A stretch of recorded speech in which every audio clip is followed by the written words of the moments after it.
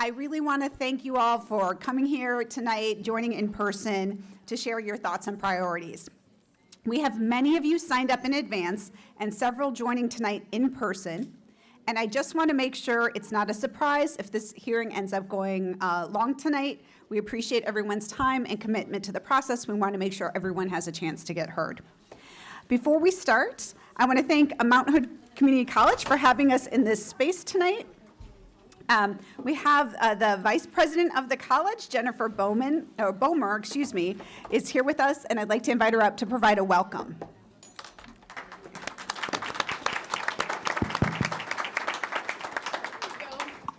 Good evening, everybody. I just want to thank you so much for joining us here at Mount Hood Community College. We're just really, really honored to have you here tonight. For 60 years, MHCC has been helping people engage with their communities. And in fact, we're coming up on our 60th anniversary this next school year. So you're a part of that great history. And we just really appreciate you, and we appreciate our commissioners and for all the work that you do to keep education accessible to everybody. So please enjoy our campus. Walk around, see all the fun sites, and come back and visit us often. Thank you so much for being here. Thank you. Thank you so much, Vice President Bomer. I also want to make sure you all know that interpretations of this hearing are available in American Sign Language, Spanish, Russian, Vietnamese, and Somali. Alternative, you can also consider using the YouTube Live's closed captioning function. Interpreters, as I call your name, please introduce yourself. Caroline and Myra for Spanish. Yeah, it should be. Hola, buenas noches. Mi nombre es Carolina. Voy a estar interpretando con mi colega Mayra, que está allá atrás, saludando. Gracias por estar acá en esta audiencia presupuestaria. Si van a estar prestando o brindando testimonio, les pedimos que por favor le avisen al secretario del Consejo para que les den unos minutos más, ya que va a haber interpretación consecutiva durante el testimonio. Y también les pedimos que por favor, si van a prestar testimonio, nosotros nos vamos a parar al lado de ustedes, digan 2 o 3 oraciones y nos den tiempo para interpretar y así poder interpretar todo y que todo el mundo entienda. Muchas gracias. Thank you. We have Alina and Maria for Russian. Добрый вечер, меня зовут Елена, также со мной присутствует коллега Мария. Мы здесь для того, чтобы переводить на русский язык. Если вы хотите выступить и вы хотите, чтобы мы для вас перевели, пожалуйста, обратитесь к клерку до начала выступления и сообщите об этом. Спасибо. Thank you. We have Katie and Phuc Dam for Vietnamese. Dạ, xin chào quý vị, tôi tên là Phúc Đàm, tôi sẽ là thông dịch viên tiếng Việt tối nay của quý vị. Nếu mà quý vị có nhu cầu sử dụng thông dịch viên tiếng Việt, xin cho cô thư ký Hội đồng Quản trị biết trước buổi điều trần của mình. Xin cảm ơn. Thank you. We have Bashar for Somali. Sorry, my name is Zachariah. I'm so sorry. Zachariah for Somali. Hey, so haddii Somali aan turjumaani waxyaalo noocaas u baahantiin, then gadaal way ugu imaan kartiin af Somali waxyaalo noocaas aan idinku turjumaani karaa. Thank you. And now I'm doubting all these names. We have Christiana and Daniel for American Sign Language.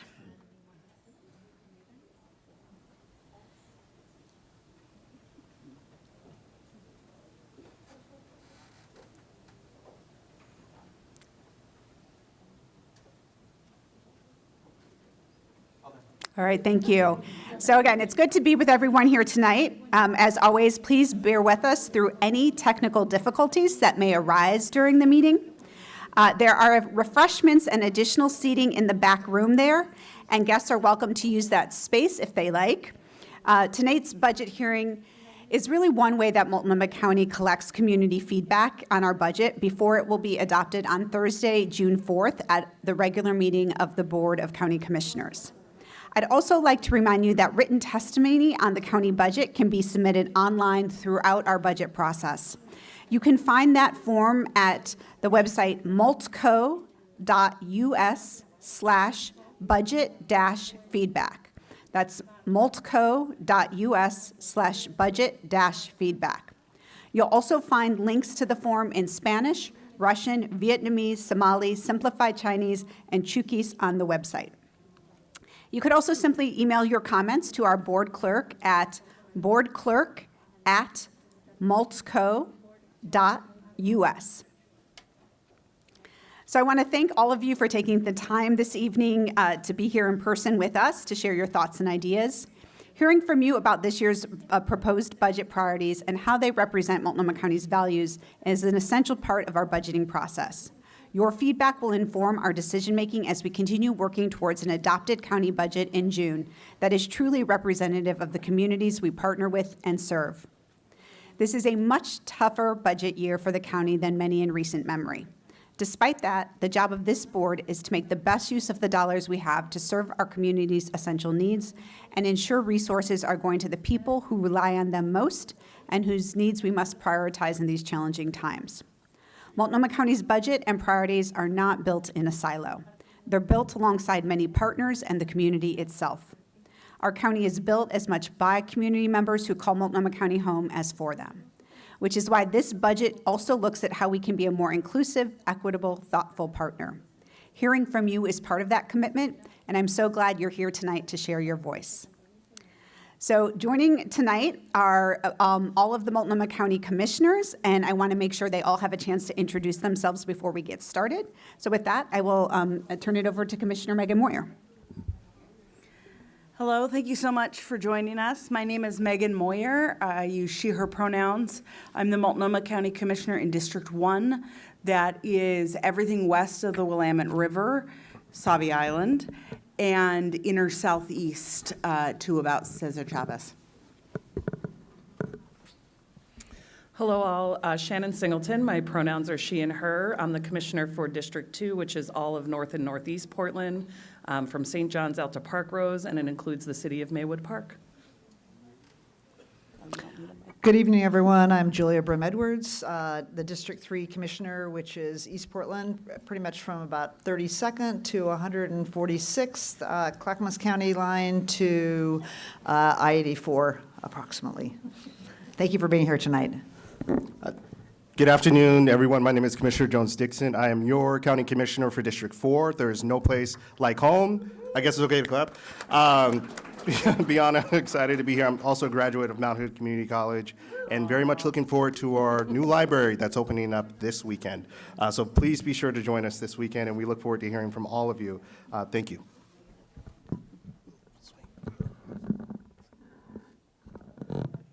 All right, thanks, everyone. I also want to remind members of the public that at these budget hearings, commissioners listen, but we don't respond to testimony. And we normally don't clap, especially with this many people, to make sure we can get through everything. So if you want to show support, go like this, raise your hands, that's great.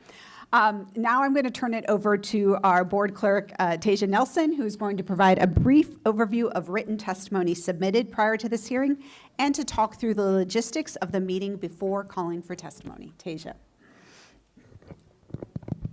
Thank you, Chair. Today we have 50 people sign up to testify. As of 5:30 p.m., we received 89 written testimony forms, all of which I've shared with the board members and their staff.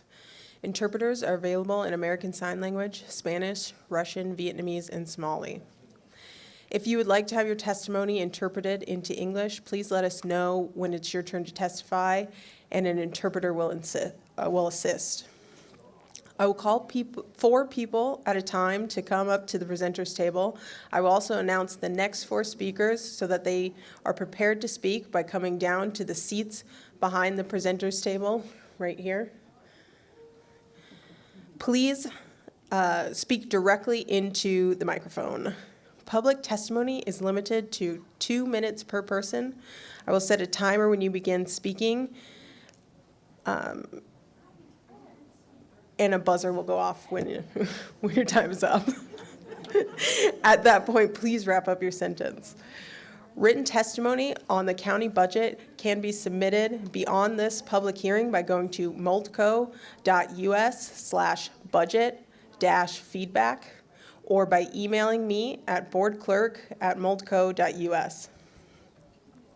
Our first 4 testifiers tonight will be Sue Piazza, Kathy Keeley, Janine Gladfelter, and Nathan George. And the next 4 are going to be Mayor Keith Krudna, Greg Dirks, Anthony Sweetman, and Carmen Williams. Good evening. Sue, you can begin. All right. Thank you, Commissioners, for being here, and Chair Peterson. I appreciate the difficult budget decisions in front of you, and I understand balancing a budget during a shortfall is not easy. But I'm here today to ask you to prioritize the basic responsibilities county government was created to provide. The proposed cuts to the District Attorney's Office now total more than $4 million between county and other funding sources, putting 20 positions at risk, including prosecutors, investigators, and support staff. These are not abstract numbers. These are the people responsible for making the justice system function. When the DA's office loses prosecutors, investigators, and staff, the consequences ripple throughout the entire system. Cases are delayed and dismissed, victims lose confidence and stop cooperating, officers become discouraged from making arrests when they believe nothing will happen afterward, communities feel the impact immediately. The Sheriff's Office is also facing cuts. Together, these reductions weaken multiple parts of the same public safety system at the same time. These are not optional services. The district attorney and sheriff provide core mandated functions of government. And when budgets are tight, mandated services should come before discretionary programs. This is not about politics or ideology. It's about structure, responsibility, and public trust. Residents expect county government to perform its most functional duties first. If the county cannot reliably prosecute crime, support investigations, and operate the justice system effectively, then every city and every resident pays the price. I urge you to reconsider these cuts and protect the integrity of the public safety system in our communities. We depend on it. Thank you. Thank you. Good evening. Good evening, Chair, Commissioners. I am Gresham City Council President Kathy Keithley, and I'm joined by Councilor Gladfelter. We're here tonight to ask for your support in Gresham's Homeless Services Program, which, as you know, has been successful collaboration between the county and the city since 2016. This years-long partnership with the Homeless Services Department has allowed Gresham to grow into what it is today, a team of four highly qualified staff, including those with lived experience, responsible for serving our community 7 days a week. We support Commissioner Jones-Dixon's budget amendment to fund Gresham's team via a 3-year intergovernmental agreement. We agree this model is more appropriate and will sustain our work in the long term. Gresham is a unique program that includes daily outreach, comprehensive case management, housing navigation, and targeted rent assistance to move people into permanent housing that they can sustain. Our team's work is a great example of what it looks like when a program prioritizes housing placement for their clients, which is what the county has focused on funding. Our staff work with each client to overcome barriers to housing by providing shelter and treatment support, resolving legal issues, and connecting people to employment, benefits, and other resources needed for long-term stability. And this approach has yielded impressive results. In our first 3 quarters of this fiscal year, our team permanently housed 79 households, which included 53 children. Last year, the team permanently housed 88 households. Of those households we have served, 95% remain in permanent housing at the 12-month mark, long after our rent assistance has concluded. Our team does all of this with a relatively small budget, outperforming contract goals each year by carefully determining the rent assistance necessary for a household to stabilize and succeed long-term, but saving anything extra to serve the next household. Thank you. Good evening. Thank you for having me. Gresham's Homeless Service Team is who people can turn to when they face Would you mind introducing yourself sorry. for the record? She did it for me. Counselor Janine Gladfelter, thank you. Okay, start my time over. Gresham's Homeless Service Team, I made you laugh, is who people can turn to when they face unsheltered homelessness in our community, which is where 14% of Multnomah County residents reside, and is the only rent assistance provider dedicated to permanently housing those experiencing homelessness in Gresham. The $1.2 million that our city receives represents just 1/2% of next year's operating budget of $200. Slow down. Oh, Oh. sorry. Yeah. Just for the translation. For the interpretation, if you could please slow down. Now okay. I'm never going to make it to the end. We'll move on. Preserving this modest investment will allow our team to continue delivering meaningful results. The county has identified East County as an area with a high percentage of households at risk. The data that was used to cite the data showed that this Gresham was, I'm trying to chop it smaller, sorry. The data was used to cite the proposed family shelter in Gresham, and the fact that our team permanently housed nearly 170 unsheltered households over the last 2 years is confirmation of the vulnerability our residents face. That success doesn't mean we can pull it back now. In fact, our success attracts more people to Gresham seeking help each year, and we are consistently meeting that need thanks to the county's support. We ask that our community's needs and our program success be reflected in the county's budget. We want to close by sharing a story of a family we recently housed. We met this family shortly after they became homeless and began living alone along the Fairview Trail. The family, a father facing mental health challenges, a physically disabled mother, and their autistic son, was placed in a hotel shelter while staff worked tirelessly through their barriers to get them to housing. Over 5 months, our team helped reduce and pay off eviction debt, restore their Section 8 vouchers, and found housing that met the family's needs. In February, they moved into a Gresham apartment near their son's school, providing a return to stability. The 13-year-old son later said, it feels very happy and relieving to know that things aren't going to fall down again. I'm just happy that we're here. Thank you. Thank you. Sorry about the... No, thank you. Good evening. Good evening, Commissioners. My name is Nathan George. First and foremost, I'm a resident and homeowner in the city of Fairview, which is East County. And I am second, in my day job, I'm the city manager of the city of Fairview. So I wanted to just address two things. Homelessness is a serious problem for both the residents that are experiencing it, being unhoused, as well as residents that are housed for a variety of reasons. The HOPE team, which you know is Homeless Outreach and Programs Engagement Team, provides a lot of these services.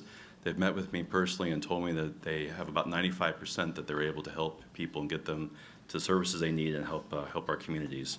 Investing in the Sheriff's Office, which includes the HOPE team, ensures that our county continues to address homelessness with compassion, safety, and long-term solutions.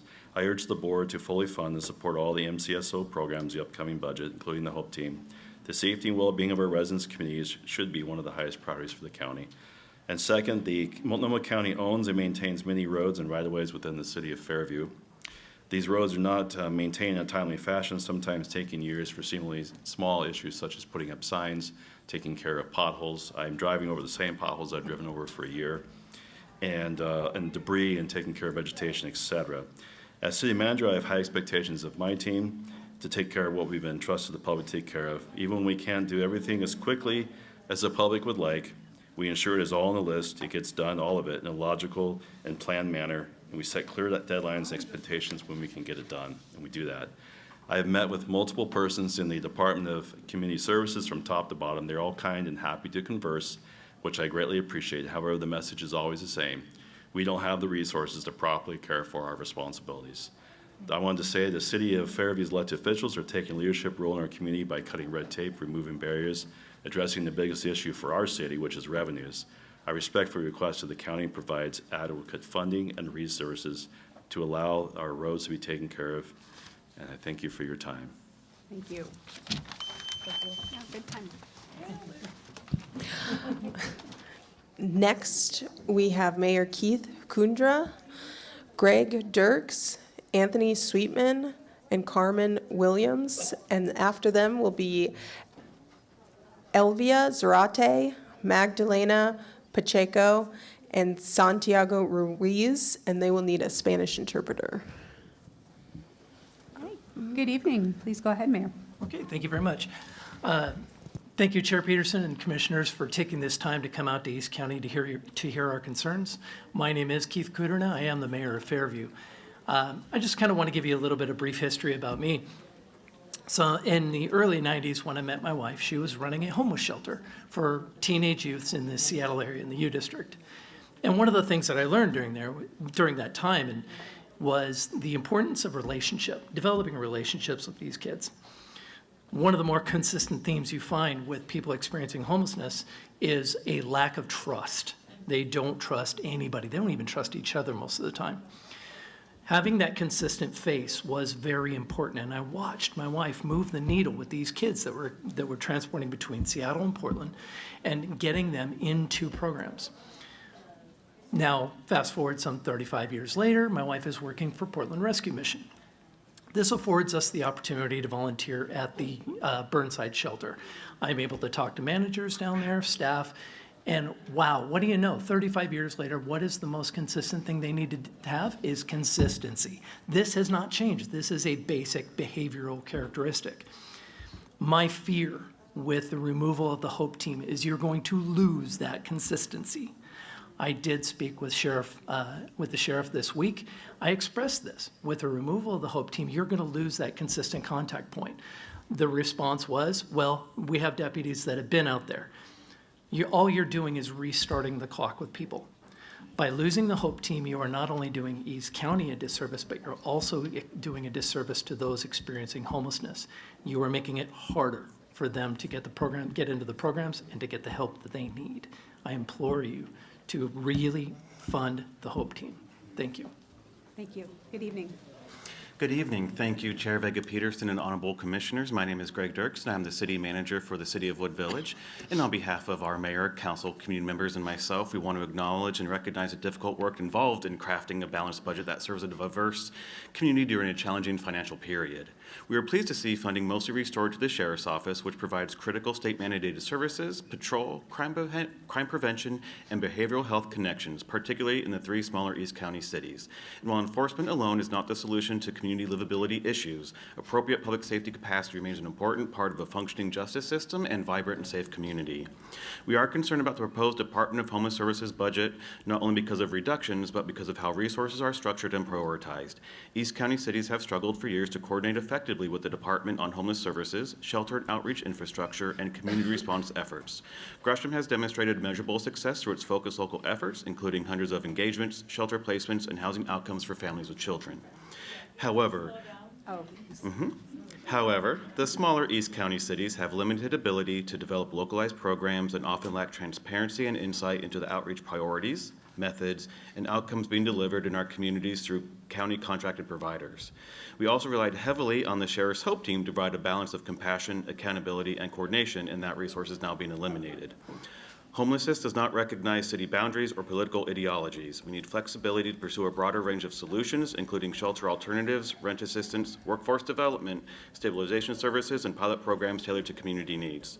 With new leadership under HSC Director Nathaniel Groh, we respectfully ask the county to provide greater flexibility in its budget for multi-city collaboration, local partnerships, and innovative pilot projects that align with community needs and the county's Spark initiative. We plan to provide additional written testimony with some specific concepts and ideas and proposals. Thank you for your work in partnership as we navigate these difficult budget decisions together. Thank you so much. Good evening. Good evening. I'm Anthony Sweetman. I'm a participant in programming with the Portland Opportunities and Industrialization Center. I want to explain to you what they've done for me, and that is that they've supported me tremendously over the last 7 months.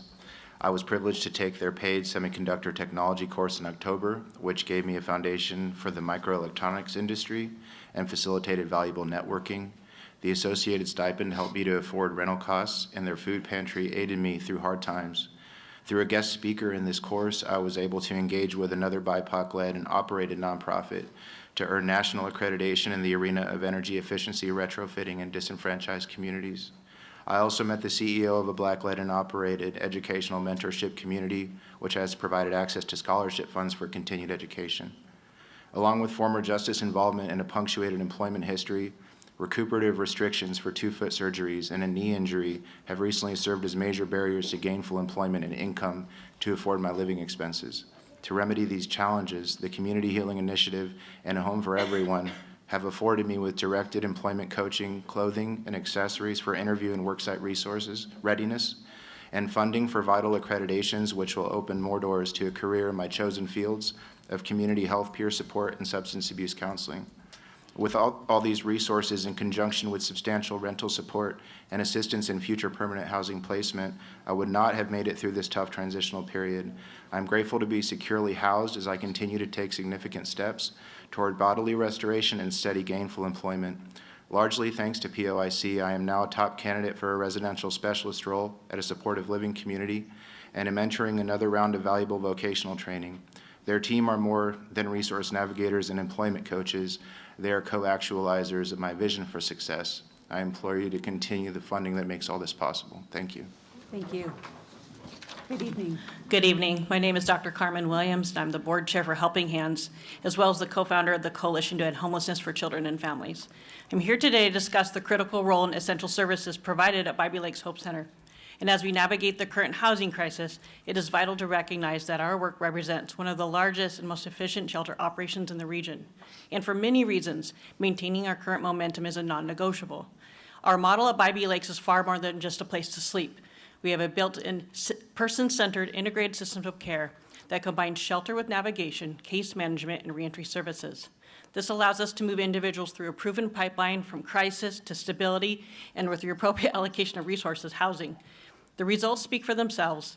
The past April alone, our staff assisted 28 individuals in transitioning into permanent housing, and that is without the allocation of housing dollars to Bybee, which we so desperately need. We pride ourselves on serving everyone, including those hardest to place elsewhere. Currently, we house a large number of families and children, single adults, most notably seniors, and of course those with behavioral health and recovery needs, supported by our on-site intensive outpatient program. We support nearly 300 individuals each night. This includes 275 beds supported by the county, 50 recovery beds supported by the city. And it is critical to elevate that we serve an average of 40 children in any given night at Bybee. In the time of tight budgets, Bybee Lake stands as one of the most cost-efficient shelters in the entire system. We consistently have clean audits and believe accountability is key in our system. When prevention falls short and housing is not yet available, shelter is the system that keeps people alive and moving forward. And we ask that you continue that investment to making it a reality. Thank you. Thank you. Our next group of people is going to need a Spanish interpreter, so if our Spanish interpreter could come down to the table. And then we'll have Elvia Cerate, Magdalena Pacheco, and Santiago Ruiz. Do we have the Spanish interpreter able to come down? She's coming down.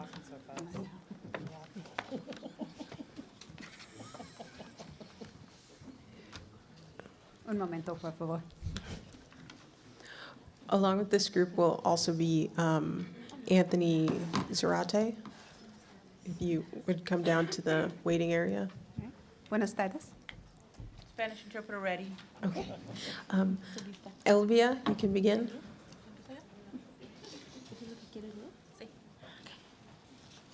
Buenas tardes, mi nombre es Magdalena Pacheco Elías. Mi familia ha estado participando en el programa de la iniciativa de sanación comunitaria de Latino Network desde agosto del 2024. Hello, good afternoon. My name is Magdalena Pacheco Elias. My family has been participating in the program of Health Initiative Commissionary of Network Latin. Este programa es importante para mí y mi familia porque mi hijo recibió servicios de mentoría. This program is important for me and my family because of my son received services of mentoring. Se le asignó un mentor cuando recibimos una referencia por parte de la Corte Juvenil para el programa de CHAI desde que él recibió los servicios Mire Mejoría. He was assigned a mentor in which we received a reference and part of the juvenile court of the program CHI. From where we received services, we noticed improvement in him. En él mire motivación en su estado de ánimo, cambió positivamente y para mí personalmente me ayudó mucho con una pérdida familiar que tuve cuando inicié el programa de participar. in which we said motivation, a different mood, positively, and personally helped me a lot in a family loss that we had at the beginning of the program when we participated. En los grupos de padres, ayudando a padres, me ayudó a salir adelante en momentos difíciles que estuve viviendo en ese momento. He sentido el apoyo del programa de CHAI y de sus trabajadores en todo momento. In which the program we participated in the groups of parents help parents. It helped us pretty much bring forward the difficult moments that we were living at the moment. I felt the support of the program, CHI, of the workers at the moment. He enterado de que el condado está reduciendo los fondos para este programa y exigiendo que Latino Network elimine las actividades culturales y los fondos de asistencia para los clientes. In which we have noticed now that the county is reducing the funds for this program, and it's saying to eliminate Latino Network and its cultural activities and backgrounds of assistance for the clients. Estas actividades y fondos me han beneficiado, me han ayudado con ayuda para la renta, comida, energía, ayuda con los útiles escolares para mis hijos. También he recibido apoyo, ayuda con la educación para poder obtener tener un mejor trabajo. These activities as well as funds have helped me a lot.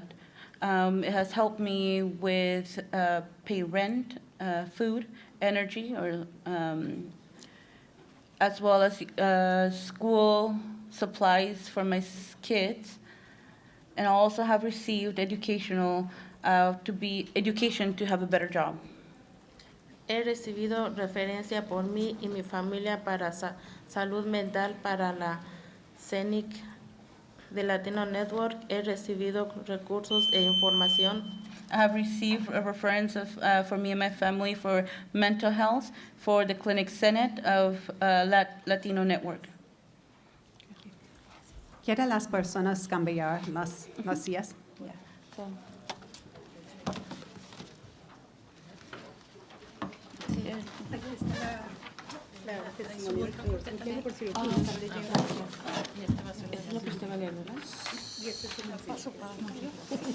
Ayuda mejor.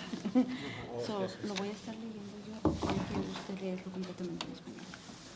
Porque lo puedo leer yo en inglés. Anthony, do you want to move down to the table? Thank you. Buenas tardes. Hola, buenas tardes. Mi nombre es Santiago Ruiz. Mi hijo Edgar y mi familia han estado participando en programas de la iniciativa de sanación comunitaria de Latino Network. Este programa es importante para mí y para mi familia porque me han apoyado desde el inicio en preliminares de corte juvenil que ha tenido mi hijo, recibiendo orientación del proceso juvenil en la primera audiencia. Y durante todo este proceso de aprobación que está viviendo, apoyando del mejor de CHAI, y yo por mi parte recibiendo los servicios que proporciona este programa con la ayuda de la navegación familiar. My son Edgar and my family have participated in the programs of initiatives of health of Comunitaria de Latino Network. This program is very important for me and my family because it has helped me in support the initiative of preliminaries of the juvenile court that my son has had. We have received orientation in the process of primary audience of juvenile and through the whole process of the probation that we've been living, helping the mentor of CHI and myself in part, receiving services that help the program navigate, with the proportion of the program to navigate the family. Me he enterado de que el condado está reduciendo los fondos para este programa y exigiendo que Latino Network elimine las actividades culturales y los fondos de asistencia para los clientes. Estas actividades y fondos me han beneficiado muchísimo atendiendo a clases de padres, ayudando a padres, mismas clases que me enseñan a ser mejor padre y a tener mejor comunicación con mi hijo y mi familia. El socializar con otros padres que están pasando la misma situación y poder tener esas charlas y convivir con ellos me ha ayudado mucho.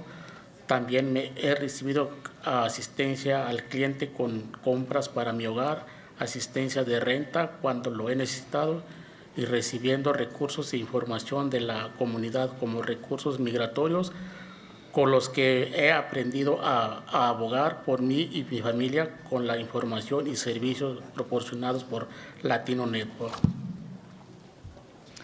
I have found out that the county wants to reduce the funds for the program and is asking that Latino Network be eliminated of all cultural activities as well as funds for assisting for clients. These activities and funds have benefit me a lot, helping classes of parents, helping parents, same classes that have helped me be a better parent and to have better communication with my son and family, to socialize with other parents that are going through the same situation, and to be able to speak and help as much as I can. Also, we have received assistance clients from buying things for my home, assistance for rent, as well as anything that's necessary. We have received information of resources for the community, like resources of immigration resources, also learning on how to advocate for myself and my family with the information of services given from Latino Network. Necesitamos que usted y el Departamento de Justicia Comunitaria continúen apoyando este programa y aumente la financiación para Latino Network para que puedan mantener el programa completo. We need from you and the Department of Community Justice to continue helping this program and to also help fund this Latino Network to be able to maintain the program complete. Gracias.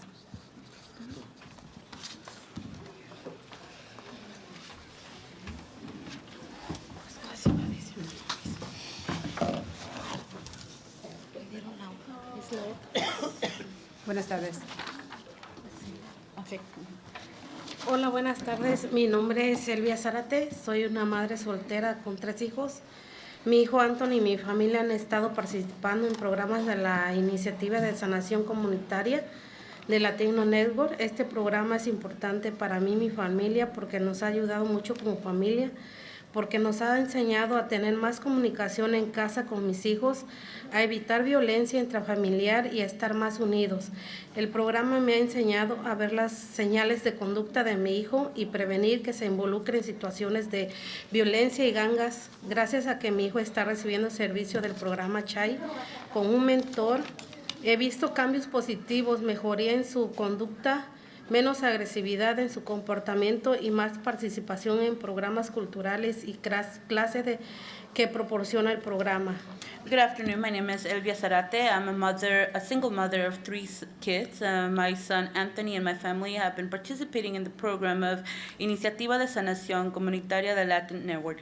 This program is very important for myself and my family because it has helped us so much in our family. It has taught us that communication at home with my kids to avoid violence and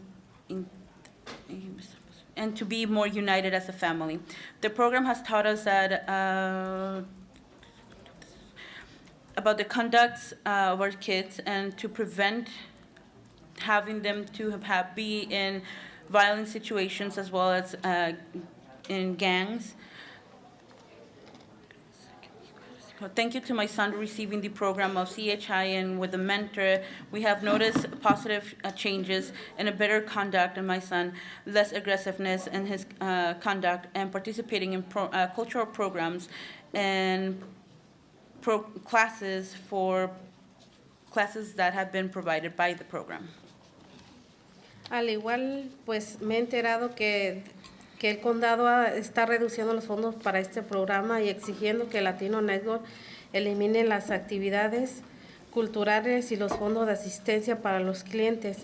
Estas actividades y fondos me han beneficiado con ayuda de renta, evitando la evicción y desalojo de mi hogar, con ayuda de comida para mis hijos, con ayuda de asistencia de energía, utilidades para mi hogar, compras personales de ropa para mi hijo, servicios y recursos proporcionados por el navegador de familia del programa CHAI y recursos proporcionados también mi hijo y yo hemos participado en clases de FUSE, Familias Unidas, Seguras y Empoderadas, que nos han ayudado a mejorar nuestra relación familiar. Yo he participado en grupos de padres, ayudando a padres y Chai Social Coffee para padres que me ayudan a relacionarme con padres que están pasando por las mismas situaciones con sus hijos en corte juvenil, y me he sentido bien porque con los servicios del programa mi hijo se ha dado cuenta que toda acción tiene consecuencias, que también por parte del programa Chai mi hija menor se benefició para una referencia para el programa de mentoría Padrinos de Latino Network. I also have found out that the county wants to reduce the funds for this program and eliminate Latino Network and its cultural activities and the funds that assist for the clients. These activities and funds have helped me with rent, avoid eviction of my home, helped me with meals for my kids, and have helped me with energy assistance and utilities for my home, with also personal clothing for my kids and services and resources given by the navigator of the family from the program CHI. Also, my son and myself have participated in classes of FUSE, Family United, Secure, Empowered, that has given us a help with our relation and family. Participating in groups of parents helping parents, and CHA Social Coffee for parents that have helped relation with parents that have helped in the past with the same situations with kids of the juvenile court. I feel good with the services of the program with my son. It has given the action of these consequences. Also, part of the program, CHI, my daughter, the youngest daughter, also got a benefit from referring from the program, from mentoring Padrinos from Latino Network. Gracias. Thank you.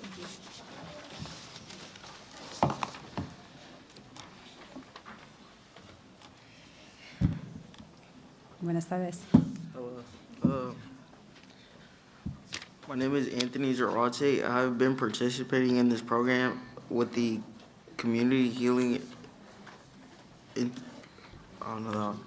Initiative at Latino Network. This program is important to me and my family because it has given me a safe place to learn and grow and connect with others who understand my experiences. It has helped me build confidence and stay focused on my goals and make better decisions for my future. They have also supported my family by providing resources and guidances that we might not have access to otherwise. I've learned that the community is reducing the funding for this program and requiring that Latino Network eliminates the cultural activities and client assistance funds. With these activities and funding have benefited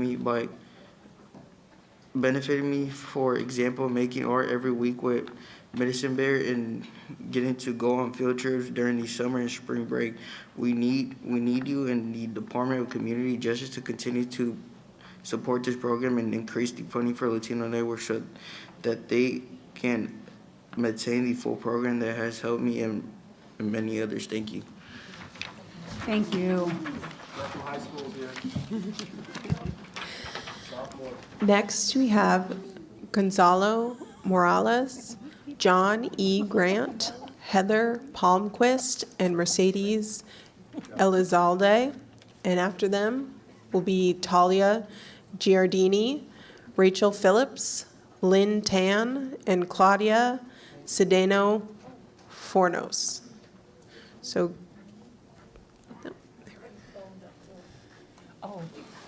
What happened?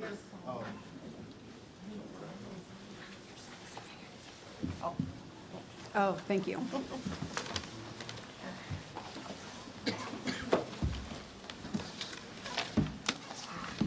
Hey. Good evening. Who would like to begin? I'm happy to start. Mercedes is always ready. Hello, my name is Mercedes Elizalde, and I am the Director of Advocacy at Latino Network. You've already heard from some of our folks tonight. We are here to call attention to the great work that's happening in the community that relies on the county's support in order to be sustained. Partnerships are key to thriving communities. Partnerships grow and nurture collaboration, shared ownership, responsiveness, and community identity. During difficult times, we look to our partnerships to hold steady. Offer our resiliency, and give us hope for the future. This is why it's extremely important that as the county is considering the impacts of reductions, to be thinking about how you are reducing and eliminating partnerships. We are grateful in the chair's budget that there is stable commitments to immigrant and refugee communities and in some parts of the Sun Community School programs as well. Investing in kids and families is exactly what we need right now, and investing in stability and nurturing community growth and well-being is what we all need. With waves and waves of hostility and reductions in support and shrinking access points to opportunity, our partnerships that focus on healing and care infrastructure are what will help us weather the storm. For Latino Network, when we ask our community members what they need, they tell us very clearly, and it's echoed across so many other communities. We want our children to be educated in caring and safe environments. We want opportunities to enhance our earning capacity to ensure our families and communities can have food, housing, recreation, and health. And we want our government systems to support us when tragedy happens, not tear us further apart. And you can contribute to this. By fully funding SUN, you are contributing to those opportunities for children to learn in safe environments. By fully supporting the employment programs, you are contributing to enhancing the earning capacity of Multnomah County residents so we can take care of ourselves.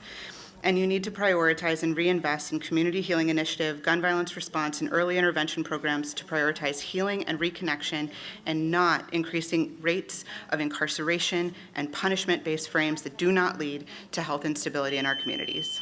Thank you very much. Good evening. Hi. Hello. I'm Heather Palmquist, and I want to share how important a home for everyone has been in helping me continue rebuilding my life. I first started receiving support through the Start Court program with DCJ. That program helped me begin making positive changes in my life and gave me the opportunity to work towards recovery, stability, and accountability. However, the DCJ program funding was taken away, and even though I had made progress, I still needed support. At the time, I was still on probation, trying to maintain my recovery and just beginning a new job, while learning how to balance responsibilities and create stability in my life. It was a difficult transition, and without continued support, it would have been easy to fall backwards. Thankfully, I was given the opportunity to continue services through A Home for Everyone. Through this program, I was able to continue working with my career coach, Debbie Carvel, who continued encouraging me, guiding me, and helping me stay focused on my goals.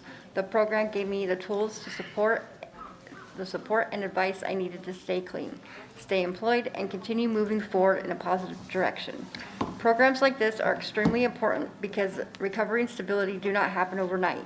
Even after completing a court program, many people still need continued guidance, encouragement, and resources to successfully transition into long-term stability.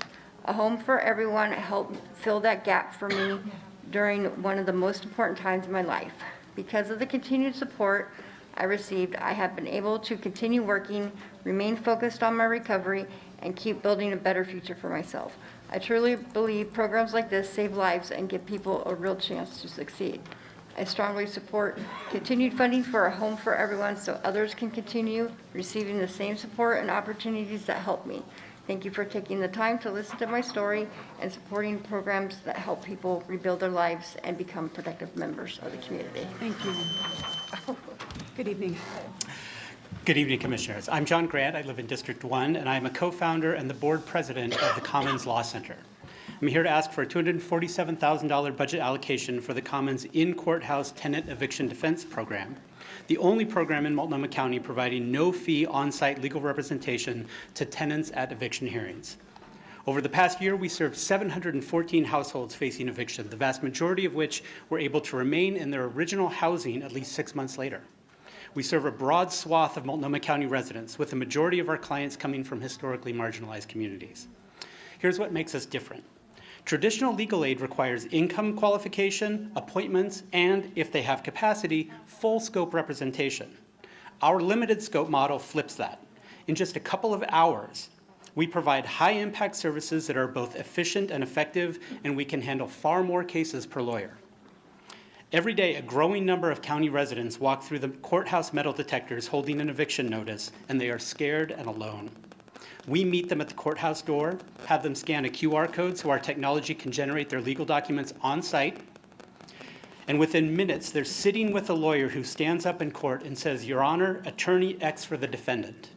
And the relief they experience is palpable. And you can watch it for yourself if you've watched the Fox 12 News segment from last week about our clinic. The results, over 80% of our clients get their cases dismissed or resolved favorably. And at just $397 per eviction prevented, we're one of your most cost-effective homeless prevention programs. And we are agile. Last year, when the court moved some eviction hearings to East County on short notice, within just weeks, we'd adapted our clinic to serve both courthouses. Our program is one of the least disruptive forms of homelessness prevention there is. It is more effective and far less expensive than post-eviction interventions. Once again, there we go. Thank you. Thank you. Good evening. Good afternoon. My name is Gonzalo Marcelo Morales, and my family and I have participated in programs throughout the community. Healing at the Latino Network, this program has made a meaningful difference in our lives and has supported us during some very difficult times. Through the program, me and my family have received rent assistance and help purchasing a refrigerator when we truly needed it. Personally, the program has helped me and successfully completed my probation, and how it taught me to approach situations differently and make healthier decisions for my future, and attended classes where I had to learn important skills like communication and healthy boundaries and personal growth. These lessons have helped me become a better young adult and impacted my life. I recently learned that community is reducing funding this program and requiring Latino Network to eliminate the crucial activities, the clinician activities funds. This is very concerning because these services have helped not only my family but many other families in our community. These cultural activities include summer and spring events, gave young people and families a safe, positive environment where we could build connections and stay engaged and feel supported. These experiences brought our community together and made families feel seen, understood, and valued. Through the climate assistance funds also help families meet basic needs during the challenging times, providing support when it was needed the most. I respectfully ask that you and the Department of Community Justice continue supporting the program and consider increasing funding from Latino Network so they can continue to provide the full services that they positively impacted so many lives, including mine. Thank you for your time, considering the commitment to our community. Thank you. Thank you. Next, we have Talia Giardini, Rachel Phillips, Lynn Tan, Claudia Cedeno Fornos, and after them will be Cheryl Orbase and students. Good evening. You can go ahead and begin if you're ready. Okay, one moment. Is there a timer up here? It's 2 minutes, and It's it's we right can over see there. it? Okay. Hi, my name's Talia Giardini. I'm a nurse in recovery, and I'm here to request restoring full funding to the DA and corrections budget. Maslow's hierarchy of needs says the most basic needs for human survival is water, food, and safety. Without those needs met, people can't focus on things such as community, creativity, and meaning. We can't have a functioning county without public safety. We can't have parks, businesses, safe schools, transit, or housing without public safety. Nothing matters if people aren't safe. Instead, the chair chose to cut the DA's budget when a functioning criminal justice system is a non-negotiable right. Instead, you increase your security spending by 700% in 6 years while the rest of us deal with the fallout. What the chair spends on private security alone could pay 6 people's salaries. It's outrageous. Giving $60 million from the general fund to addicts and homeless nonprofits in addition to the SHS tax is also outrageous. A fraction of that could easily cover the DA's budget, including drug court. We can no longer afford to pay every nonprofit indiscriminately while simultaneously claiming it's too expensive to track receipts. We're tired of the complicated excuses. Please only prioritize nonprofits such as Bybee Lakes and City Team, which produce results, and not the ones that don't. Failing to restore the DA's budget is neglect and abandonment of the county's other 700,000 residents. Regarding addicts, for the love of God, invest in recovery and mental health services instead of paraphernalia handouts. I say this as someone in recovery. Stop ignoring healthcare professionals and recovered addicts. I urge you to restore the DA's and corrections budget. We all deserve to feel safe in our community, and that's a right. Thank you. Good evening. Good evening, County Chair and Commissioners. My name is Claudia Cedeño Fornos, and I am here today in strong support of continued funding for Sun Community Schools. For many families, including mine, Sun is not just an after-school program. It is a lifeline, a support system, and a pathway to opportunity. Sun became a community in 2008 when I immigrated to the United States from Nicaragua with my mom. Being raised by a single mom came with many challenges. But Sun met us halfway and gave us support when we needed it the most. Through Sun, my family had access to grocery, school supplies, meals, and after-school care my mom depended on while working 2 jobs. For me, Sun was a safe place to practice English, explore new interests, build friendships, and simply belong. When I attended Franklin High School, Sun became more than my community. It became a pathway to my future through mentors, leadership opportunities, college field trips, and support with scholarship and college essays. Sun helped me build confidence and imagine a future I did not know would be possible for me. Today, after graduating college and earning my bachelor's and master's degree, I now work as a youth and family program manager at Impact Northwest, providing the same kind of support that once changed my own life. Sun Community Schools provide safety, mentorship, stability, and opportunities for youth and families who may otherwise go without. I ask that you continue funding this vital resource. Cutting even one site means cutting off access and support and opportunity for families like mine. Thank you for your time. Thank you. Good evening. Good evening, County Chair and board members. I'm Lynn Tan. I'm Director of Youth Services at the Immigrant and Refugee Community Organization. I'm also a former Sun site manager. Therefore, it pains me greatly that 9 Sun community schools are slated for closure. Along with this, all 5 regional Multnomah Stability Initiative programs. And I cannot leave out the Sun Family Resource Navigator program. This one wasn't even included in the chair's budget draft. Let me share 2 examples for how these programs work together. First, from Rose City Park Sun, this is one of the 9 schools slated for closure. This fall, a school teacher reached out to the Sun site manager that a father of a student suddenly passed away, leaving behind the student and their stay-at-home mom. Mom was struggling mentally and financially. The Sun site manager connected mom to MSI, who then received energy assistance. The student was enrolled into Sun after-school classes, which then freed up time for the mom to find a job. To this day, the Sun site manager continues to work with this family. Second example, in Park Grove School District, the Sun Family Resource Navigator became acquainted with families living in the same apartment complex who were threatened by the landlord. The families were too scared to speak up because the landlord threatened to call ICE and to have all these families deported. One of the families even received rent assistance, but the landlord claimed rent was never paid.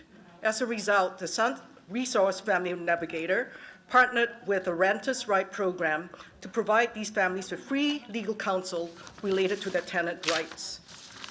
These are just some of the layers of services that will be lost when you defund the 9 Sun Community Schools, the 5 regional MSI programs, and the Sun Family Resource Navigator program.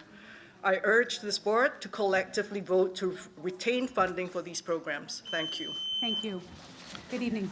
Good evening. My name is Rachel Phillips, and I am an attorney. I practice, I was a former public defender at Metropolitan Public Defender for over 8 years, and now I represent crime victims and individuals accused of crimes. I've been an attorney for over 20 years.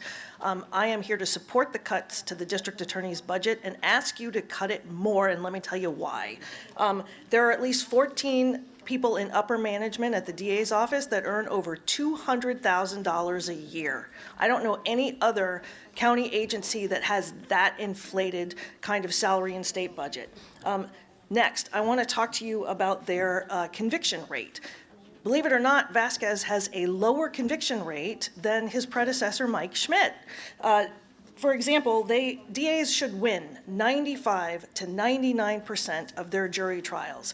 This DA has a loss rate of 49% for misdemeanor jury trials. They are losing,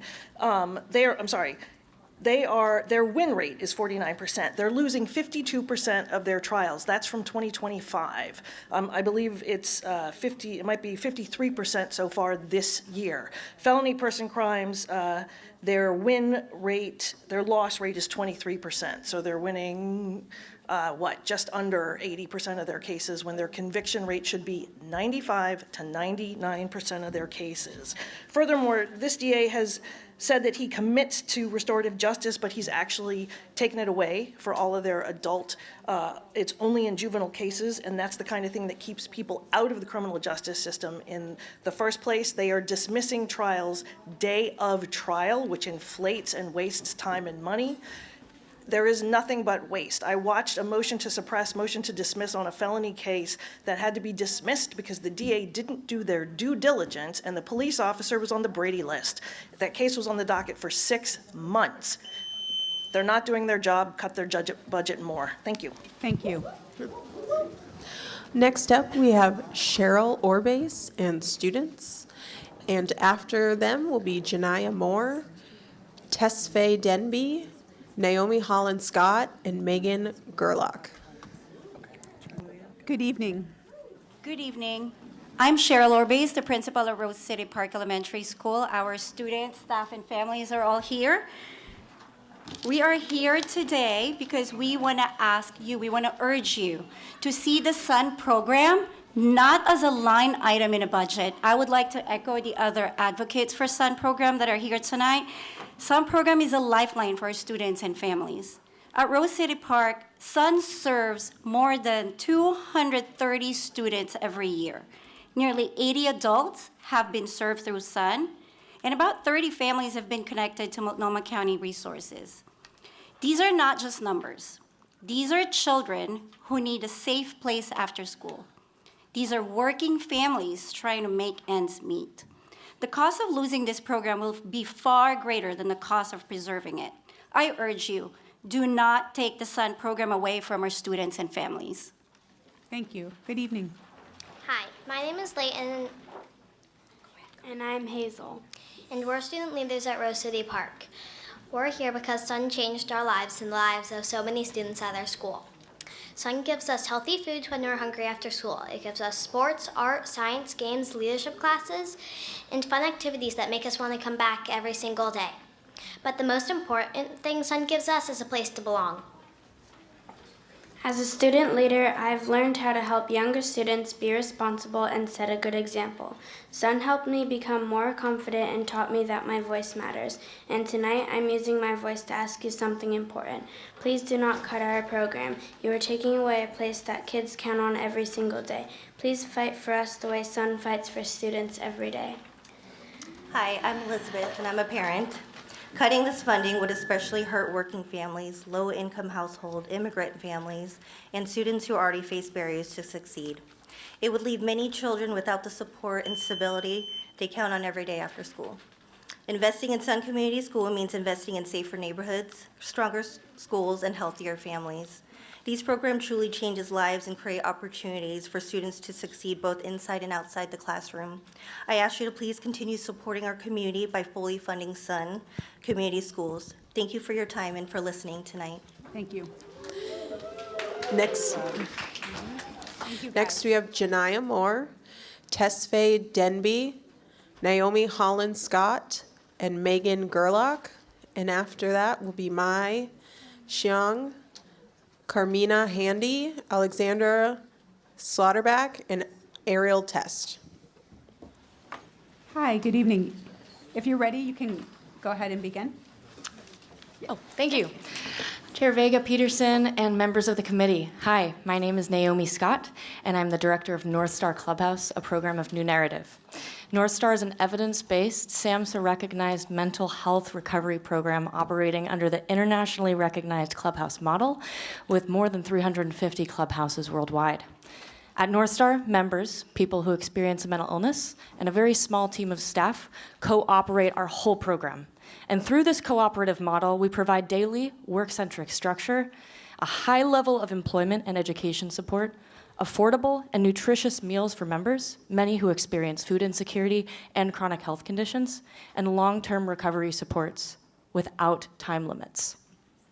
We fill critical gaps in our behavioral health system. No insurance is required for membership. Members can stay connected long-term, and we focus on prevention and recovery, not just crisis stabilization. Without clubhouses, people continue to cycle through emergency rooms, psychiatric hospitalizations, homelessness services, crisis systems, and the forensic system. Research consistently demonstrates that clubhouses work. Meta-analyses show improved employment outcomes, stronger community integration, reduced isolation, and significant reductions in psychiatric hospitalizations and crisis services. And anecdotally, I cannot count on my hands the amount of times I've heard people say that North Star has saved their life. Now, all of this matters from both a human and a fiscal perspective. A single psychiatric hospitalization can cost tens of thousands of dollars, while clubhouse programs are relatively low cost. Our conservative estimates suggest that every dollar invested in North Star saves $3 to $4 downstream in public costs through reduced hospitalization and crisis utilization. The proposed 12% budget cut, about $117,000, is just not absorbable for our program. And we are already at beyond capacity with a rapidly growing need. Reducing behavioral health supports does not eliminate the need. It just shifts those costs into a far expensive cost down the road. Thank you. Thank you. Hello, my name is Megan Gerlach, and I am a program manager at Argus Future supporting Multnomah County Stability Initiative in Regions 4 and 5. I'm here to ask that you continue funding regional MSI. When I began managing the MSI program, I really wanted to dig in and find out who does MSI serve and what is its purpose. Our agency in the first 3 quarters served 184 individuals, and 87% of that population was self-identified as BIPOC, 43% are English language learners, and 60% are youth. So approximately 110 minors are receiving these funds to help stabilize their families at this given moment from our agency alone. We currently have 3 advocates on staff who stand with, advocate for, and support the families participating in MSI. We are able to use the funds to provide emergency rental and utility assistance, support by providing supplies to keep a clean and healthy home, emergency food to provide healthy meals at the end of the month when the SNAP has run out, and most importantly, we are connecting them to additional resources and opportunities for participants to build a community near their home. In essence, these funds are keeping participants from falling into houselessness. I recently had the privilege of speaking with an MSI participant who is a single mother working part-time and is connected to WorkSource and a career coach, so she was able to start an occupational training. She's on a path to building the life for her and her children that will mean they are contributing members to their community. But even with all of that support, she was still unable to afford some of the necessities her family needed: shoes for her kids, laundry detergent, and some supplemental healthy food for her family. MSI was able to provide.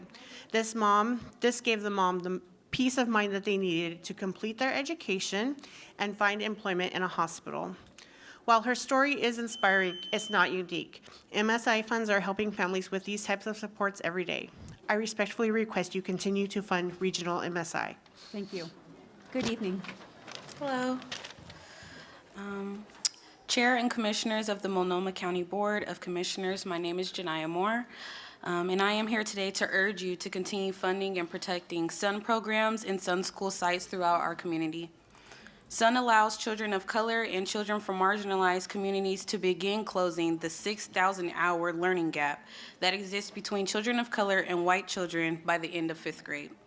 These programs provide far more than after-school activities. They create safe, trusted spaces where youth and families can access support, build relationships, and remain connected to positive opportunities in caring adults. Closing Sun sites removes critical access points to prevention and support in neighborhoods that are already facing disproportionate barriers and reduced services across nearly every area of government. These sites serve as trusted community hubs where families seek help before crises escalate. They also create opportunities for meaningful engagement for both children and parents with supportive adults and community partners. Eliminating Sun sites will not eliminate the needs that families face. Instead, it will increase strain on our child welfare, behavioral health, and youth justice systems. Prevention programs like Sun are investments that save lives, strengthen families, and reduce the need for more costly interventions later. We are only completing year one of a 5-year Sun contract. This agreement was not only made between the county and its partners, it was also a promise made to the community. Breaking this commitment after 1 year further erodes community trust in county government, especially among communities that have historically been underserved and overlooked. Maintaining Sun sites also protects stable pipelines for youth engagement, mentorship, leadership development, and workforce opportunities that directly benefit our county's future. I ask that you do not dismantle a program that has consistently supported and uplifted marginalized communities. I also ask that you honor the promise made not only to county partners, but to the youth and families directly impacted by this incredible program. Thank you for your time and consideration. Thank you. Good evening. Good evening, Chair and Commissioners. My name is Tesfai Dembi. I'm a clinical supervisor and a dual diagnosed therapist at LifeWorks in the REAL program. I'm also a resident of Multnomah County. The reason I'm here today is to give testimony regard to the impact of the REAL program, which is eliminated by the proposed budget. REAL was created because many hard-to-reach and high-risk youths were not well served in the traditional systems, and they overrepresent in the juvenile justice system. Many of the youths we serve are impacted by generational trauma, family history of addiction, gang violence, and they are also involved in multiple systems. Without the right support, many end up from the school system to the juvenile justice system.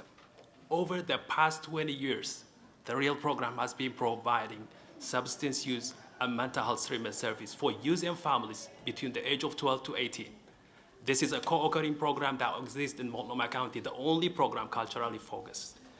And we're providing this service in the community, at the school, at the detention center. We directly collaborate with the school system, intentionally interacting school to prison pipeline. We also collaborate and partner with Juvenile Justice Department, ODHS, and we advocate treatment before incarceration.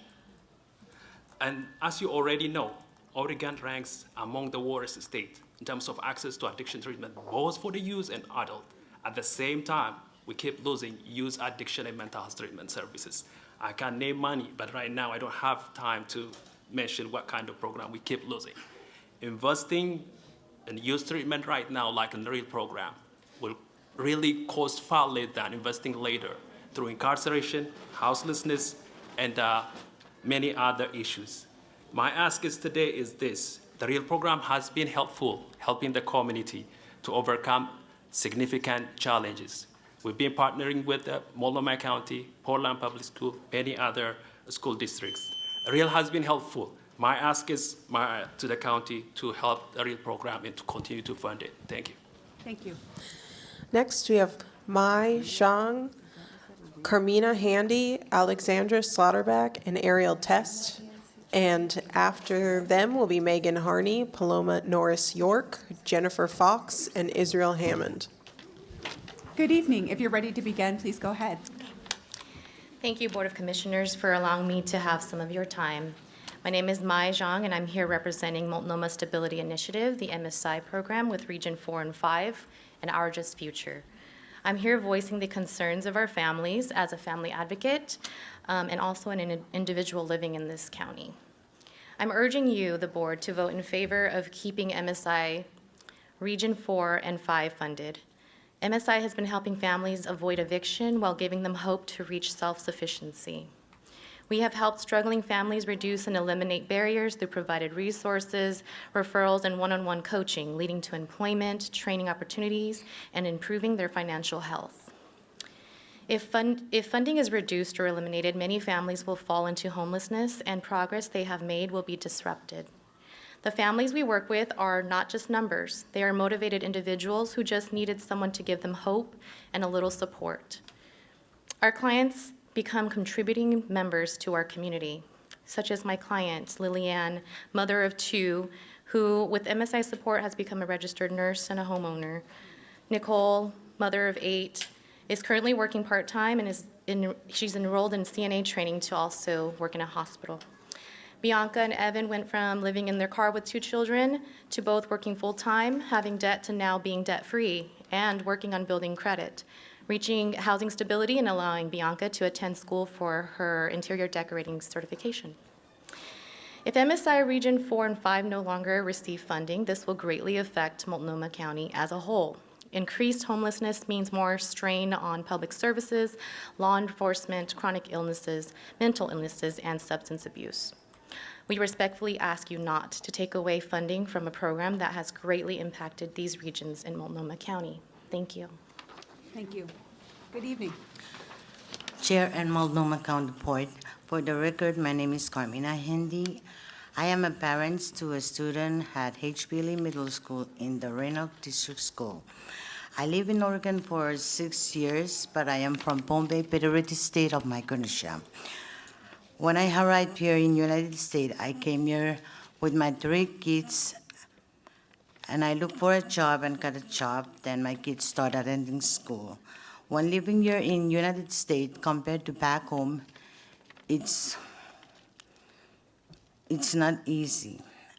I am a single parent, working full-time, and I have 2 kids that have needs, one with autism and one with asthma. I am also a survivor of domestic violence. I want to share my experience with the HYA program through ERCO. My son missed school a lot because of asthma. I thought he had a flu. I did not know how to get help, but by SYA connect with me with Multnomah County Health Clinic, and my son got a healer.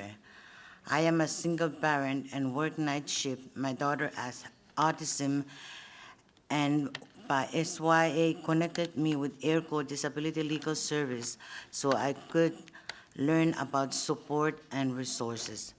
SYA also helped my family with diapers, wipes, bed sheets, school support, and after-school programs. Also, SYA connect me with resources that help with rental assistance. Without SYA, I would not know how to help my children. The program answered my question and help my family get support we need. Please continue to these special services. Thank you. Thank you. Good evening. Good evening, Chair Vega-Peterson and Commissioners. My name is Lexi Slaughterback, and I am a District 2 resident, and I am a staff attorney at Metropolitan Public Defender's Community Law Division. I've worked in this role for about 5 years now, and in that time, I've personally worked with hundreds of Oregon's most vulnerable tenants, providing no-cost eviction defense services and support, and as needed, undoing the devastating impacts an eviction has on a tenant's life. It is through the lens of this work that I appear today to urge the county to fully fund MPD's Vital Eviction Prevention Program, which is Program Offer 25131C, and to support Commissioner Singleton's Amendment 2, which allows our team to keep people housed out of the criminal justice system and moving towards stability. Often, my work through other grant-funded programs requires me to undo the barriers that an already existing eviction has on our clients and our tenants. At this stage, removing an eviction is a lengthy process, usually resulting in an unnecessary period of homelessness and instability for our clients, and is generally more expensive than resolving the eviction upfront during the process. These ramifications are avoidable by funding eviction defense upfront. Here's a quick example. Our client had an eviction on their record because their rental assistance did not come through in time by no fault of their own. They were desperate for more time. They were recently graduating school and they had a newborn child with nowhere to go. Securing new housing with this debt and an eviction would be impossible. Ultimately, we were able to negotiate an agreement that allowed the client and their family more time to vacate, but at a price. With the eviction already on the client's record, the landlord had the upper hand in negotiations, and so the tenant was required through community funds to pay out a large sum of money in attorney's fees and costs, and they had to move. This was ultimately a success story for the family, but the excess costs and overwhelming uncertainty that the family faced in the meantime were avoidable had had there been eviction prevention throughout the process. Thank you for your time today. Thank you. Good evening. Good evening, Commissioners and Chair. My name is Ariel Test, and I'm a Chief Attorney in Community Law at MPD, where I supervise attorneys and legal assistants serving clients facing civil legal issues, especially low-income and BIPOC community members. I'm here tonight to urge you to fully fund our Eviction Prevention Program, Program Offer 25131C, and to support Commissioner Singleton's Amendment 2 to restore that funding. That funding is what allows attorneys to step in when clients are at immediate risk of losing their housing. Although I do not primarily provide eviction defense representation, I regularly work with clients facing barriers to employment, access to housing, and the many legal systems they must navigate just to meet basic needs. When those same clients are facing eviction, they are often at their most desperate. In those moments, having an attorney who can step in with timely advocacy does more than resolve a legal case. It can stabilize a family's future. Denise was referred to our office after receiving an eviction notice for non-payment of rent. Although she had been approved for HRSN rental assistance, the funds did not arrive in time to stop a court filing, and she could not get updates or find other help. She connected with Community Law just 2 weeks before her court hearing. Her attorney quickly found emergency rental assistance, helped move the HRSN process forward, and made sure that the payment reached the courthouse on the trial date and just in time for the eviction to be dismissed. Without that support, Denise likely would have lost her housing and faced even greater financial instability. Denise is one of hundreds of clients Community Law has supported this year. Her case shows what's at stake. Without timely legal help, people lose their housing even when assistance exists. Please fully fund this program so families like Denise's can remain safely in their homes. When attorneys are able to intervene at the right moment, that advocacy can change the course of a person's life. Thank you for your time. Thank you. Next, we have Megan Harney, Paloma Norris York, Jennifer Fox, and Israel Hammond. And after them will be DeWitt Vorster, Nicole Garceau, Emily McDaniel, and Carolyn Ingram. Good evening. If you're ready, you can go ahead and begin. Oh, my name is Paloma Norris York. I am a lifelong Multnomah County resident. I am an attorney with the Community Law Division of MPD, and am here to urge you to continue funding our eviction prevention program at the same level. It is terrifying for people to get an eviction notice, and even more so for community members with disabilities and newly arrived immigrants who lack English skills. Many misunderstand the notice and believe they must move out and become homeless. Most of my clients fit into those two categories and are especially vulnerable to aggressive property managers and their attorneys who are counting on tenants to not know their rights nor have access to somebody who can advocate for them. In addition to representing 300 eviction clients in both courthouses in fiscal year 2025, we connect people to rental assistance. For clients who do need to vacate, having our attorneys help them negotiate a move-out with less debt and no eviction record places those community members in a much stronger position to obtain future housing than those without our representation. And if a non-represented person takes an eviction case to trial because they believe they have the right to keep renting and then loses, they can end up owing the landlord thousands just in attorney's fees from the eviction case on top of any other debt.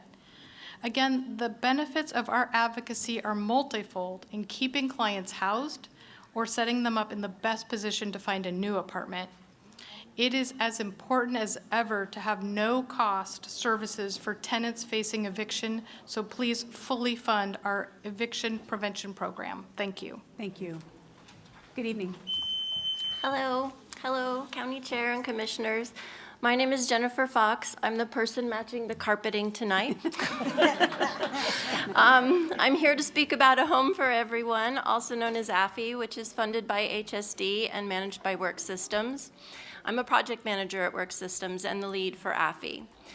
My main point tonight is that AFI is a vital investment in addressing homelessness in our county. AFI is an investment in Multnomah County's residents. 100% of our participants are experiencing homelessness or at risk of it when they enroll. Nearly 80% identify as BIPOC, and 75% of them leave the program employed. For the past 10 years, AFI has served an average of 416 people a year. 76% of those thousands served remain employed 1 year after they finish the AFI program. That's long-term self-sufficiency. AFI is an investment that gets people out of shelters and keeps them out. AFI career coaches partner with shelters to enroll participants. Last year, we provided 149 people with rapid rehousing or eviction prevention. AFI is an investment that is trauma-informed, and culturally responsive. Our 10 career coaches use a person-centered approach that is informed by their cultural expertise and lived experience with systemic barriers. We're an investment that helps grow our economy. Employed people pay taxes, and the average wage when AFI participants leave our program is over $21 an hour. AFI is an investment that aligns with the 3 budget priorities identified by HSD. Employment programs belong in the inner circle. In closing, I want to thank you, Commissioner Singleton and Commissioner Brim Edwards, for your proposed amendments to restore employment programs to HSD's budget. Let's employ people, reduce reliance on public assistance, and generate economic benefits for our county. Thank you. Good evening. Good evening, Commissioners and Chair. My name is Israel Hammond, and I am the career coach for A Home for Everyone at POIC. Since being in this role, I have met with individuals who have been through some of life's toughest battles. Some have shared in these hearings, and others have had their stories read aloud or submitted in written form. I believe we still have a long way to go in order to meet the needs of our community. However, this program has transformed lives from seemingly small moments like getting a hot pass reloaded to relocating a family experiencing domestic violence. The stories do not end here, and nor should this work. I've been a part of this program for 6 months, and I'm just getting my feet wet. I've seen areas for improvement and have been committed to doing what I can to stand in the gap for those who are not able to navigate the systems that have still been in much need of reconfiguring. WorkSource, Work Systems, Aligned Partner Network, Our Just Future, ERCO, Latino Network, Trash for Peace, Southeast Works, as well as other partners who support with referrals are all counting on each other to get the dollars spent in efforts to have at least one less person on the streets that does not require a civilian to take on that responsibility and potential risk. I myself have been dealing with my own personal houselessness during the time I began with POIC. I did not ask them for support, nor did many of my colleagues know until now. I graduated on the dean's list from a local university and still found myself in a situation that surprised many, myself included. But as I began to walk through that time, I found that there is a profound need for programs like these to exist. I had friends and family to lean on, and that was my support system that helped me through. People who looked like me, who took me in, who fed me, who gave me gas, and even prayed for me. That was a game changer. That gave me hope to show up for work and do my best to provide that to those who I could relate to. I do not share this for pity. I do not share this for applause. I do not share this for spotlighting. I do share this because I was able to give back to a community that has given so much to me already. This program gave me the paycheck I needed to get back on my feet. This program funded my ability to sit here before you today. I share this to show that there are 2 sides to this program, and I can attest to benefiting and sharing both sides with my community. Please consider this as you make your decision and know that one life being changed is enough to change everything for many. Thank you. Thank you. Good evening. Good evening, Chair Vega Peterson, Commissioners. My name is Megan Harney. I'm an attorney and Metropolitan Public Defender in the Community Law Division and District 3 resident. I'm testifying tonight to urge you to continue funding of Program 25131C, MPD's Eviction Prevention Program. This funding promotes housing stability and legal protections for vulnerable tenants in Multnomah County. My colleagues have spoken about the wide gap in legal representation between landlords and their tenants and the harmful results that we see. I want to give another example of why our EPP services are so necessary. I just recently spoke with a disabled client who thought that the sheriff was going to come out to the property while she was at first appearance. She was in the process of making arrangements for someone to stay home and watch the unit while she was gone.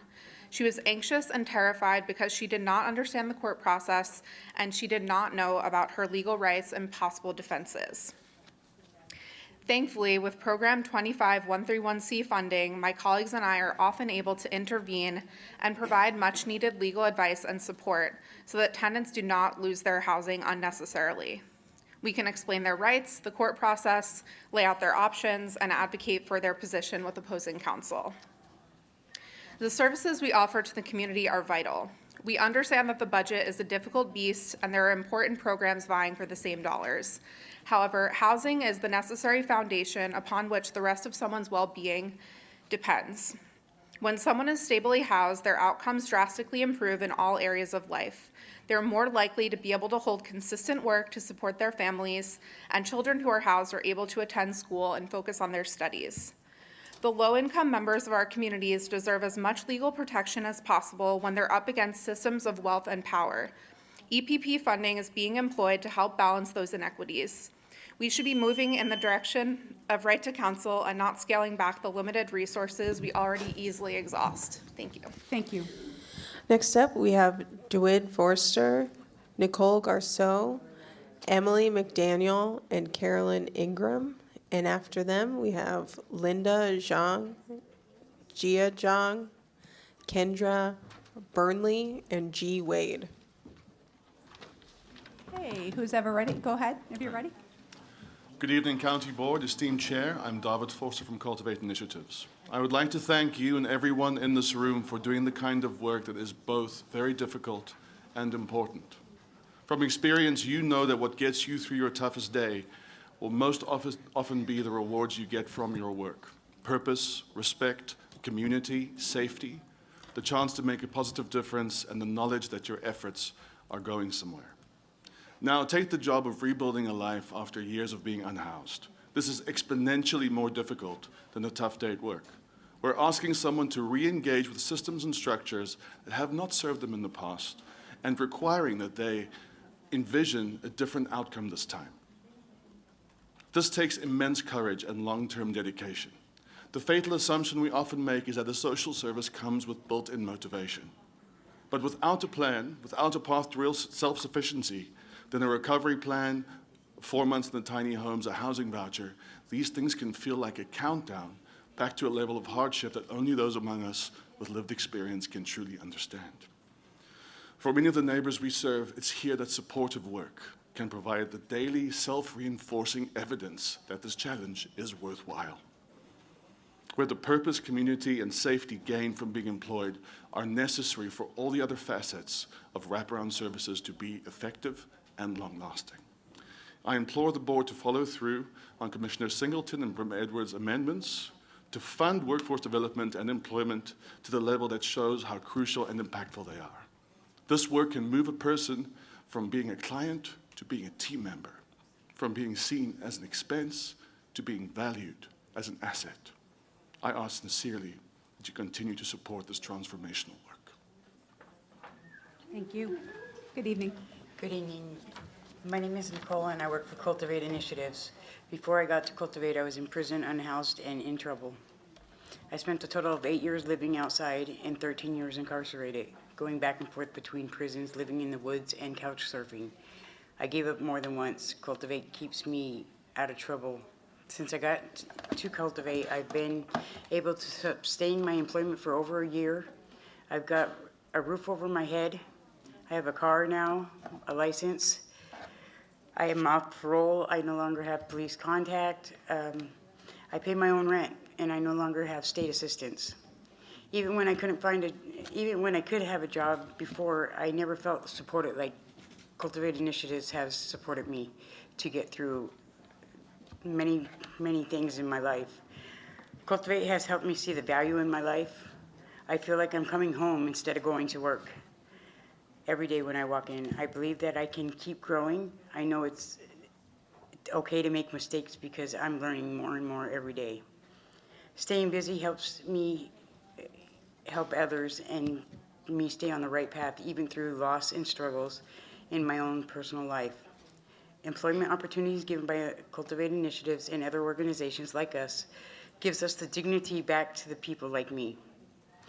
It's not about a paycheck for me. It's about helping us see the value in our own lives and allowing us to give back to the people who have lost faith in themselves and the system. I'm still healing, so are my coworkers and the neighbors we serve. Giving back to people helps me heal. The work we do is good work. It helps us. It helps the neighbors we serve, and it helps the community that we live in. Being able to clean up our streets, give a neighbor a shower, help someone clean up their own yard, or just a simple conversation that reminds somebody that they do matter. It isn't just a job, it's a privilege. Thank you. Thank you. Good evening. Good evening. My name is Emily, and I want to share a little bit about my journey with Cultivate Initiatives. Before I started my internship, I felt broken and lost and hopeless. I didn't just need a job, I needed stability, purpose, and hope. One of the biggest barriers I faced was my criminal background and a gap in employment of 4 years. After being turned away so many times, it became hard to believe that anybody would give me a chance. And then I was given an opportunity through Cultivate Initiatives that changed my life. For the first time in a long time, I felt seen as a person instead of judged for my past or my struggles. I had people around me believe in me, support me, and encourage me to keep showing up, even when things were hard. As I continued growing, I was promoted from intern to trainee, and then trainee to apprentice. Each step helped me rebuild my confidence and remind me that I'm capable of more than I thought. I truly consider Cultivate Initiatives my saving grace. This organization didn't just help me find employment. They helped me break through barriers that I thought I'd never overcome. I found community, direction, and belief in myself again. When I finish my year-long apprenticeship with Cultivate, I will be a certified recovery mentor and truly believe that I will be able to find another job where I can keep helping others. I hope my story helps show the impact programs like this one can have. Sometimes all a person needs is one opportunity and people willing to believe in them. Thank you. Thank you. You did a great job. Good evening. Good evening, Chair Vega, Peterson, and Vice Chair and Commissioners. My name is Carolyn Ingram. I am a member of North Star Clubhouse and also a member of North Star's Advisory Board. I have been a member of North Star since February of 2019, and I found my purpose there. Clubhouse membership is the longest thing that I have ever done in my life, and it has changed my life for the better. At North Star, I've been able to engage in fulfilling work and learn new skills that have benefited my life with the support of the North Star community. I have not had any psychiatric encounters nor hospitalizations since 2022. I went from not being able to hold a job and having a firm belief that I could not go back to work, that I was too disabled, to now working part-time for the last 9 months.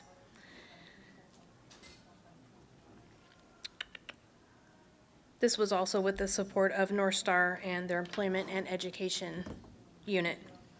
I also have the motivation to keep it going now.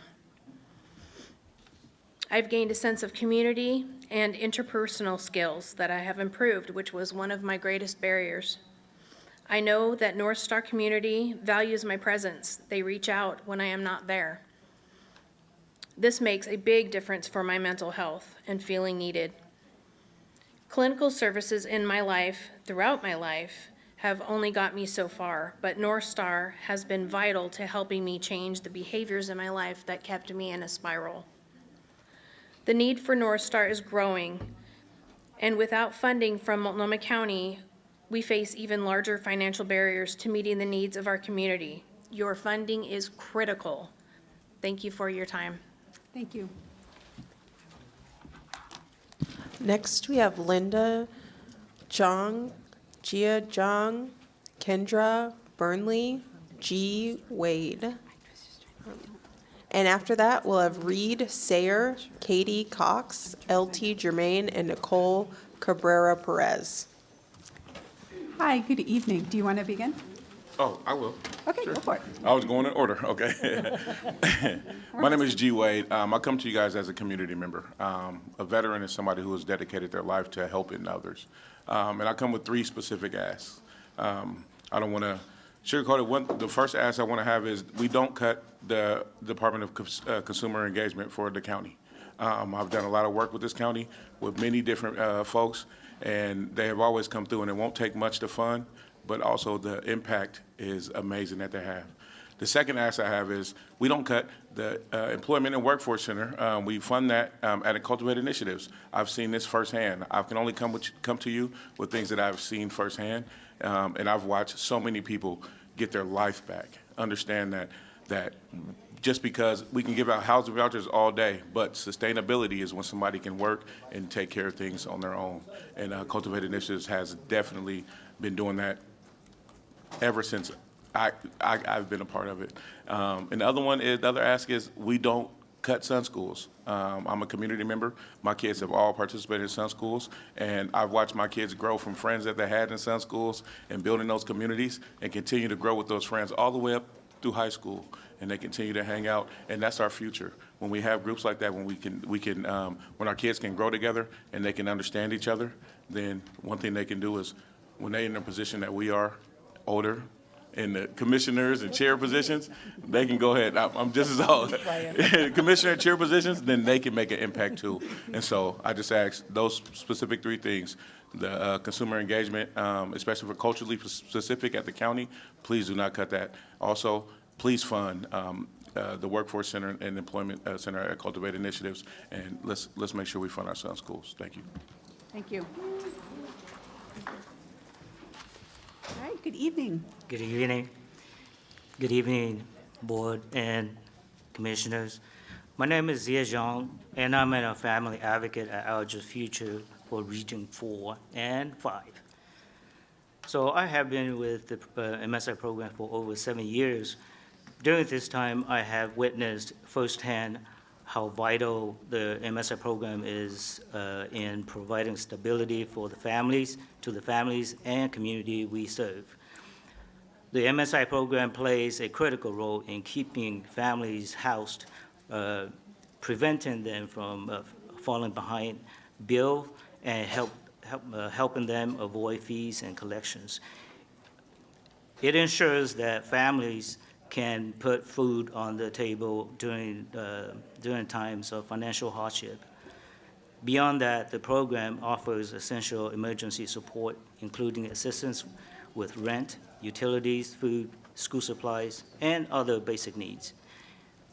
In my role as a family advocate, I work closely with families to ensure their needs are met so that they can function and thrive in their daily lives. Without the MSI program, I truly believe our community would be a significant risk.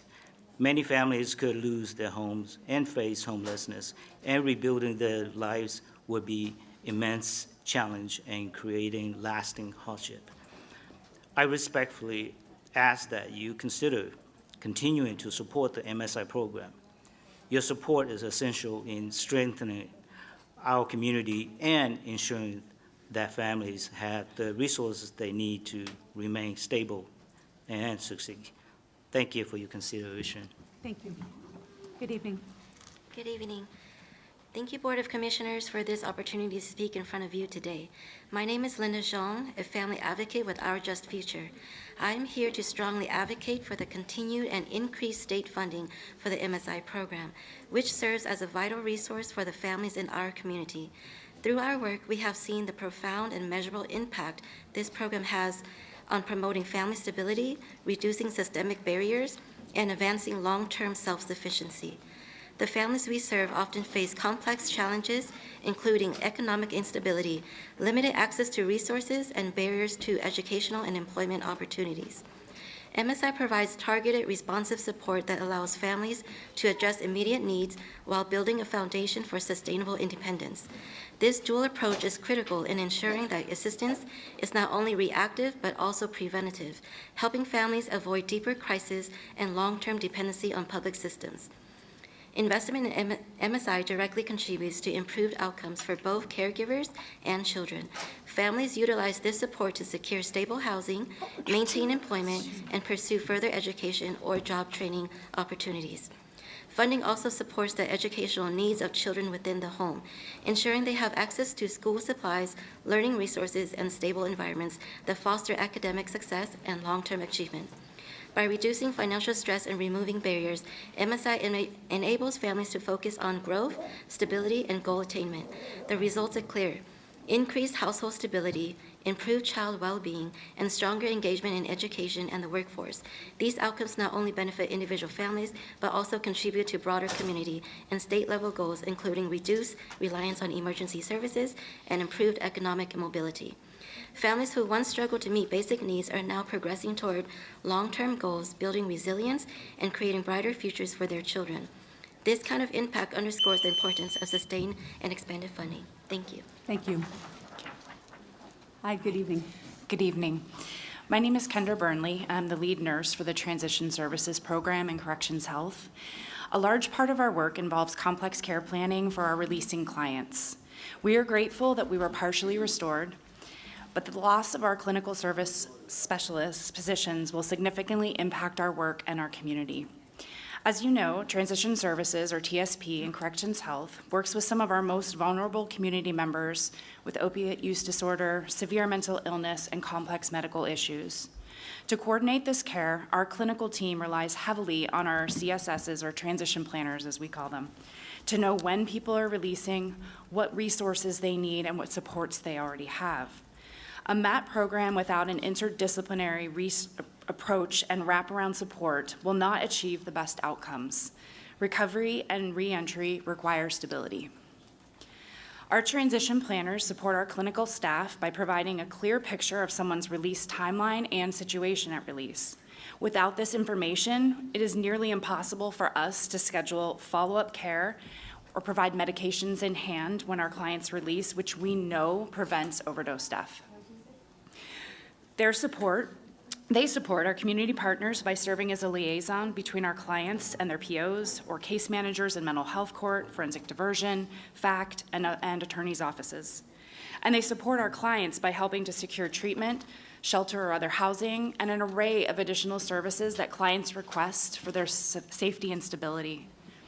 Incarceration is disruptive to our clients, their families, their employers, our community, and our existing support systems.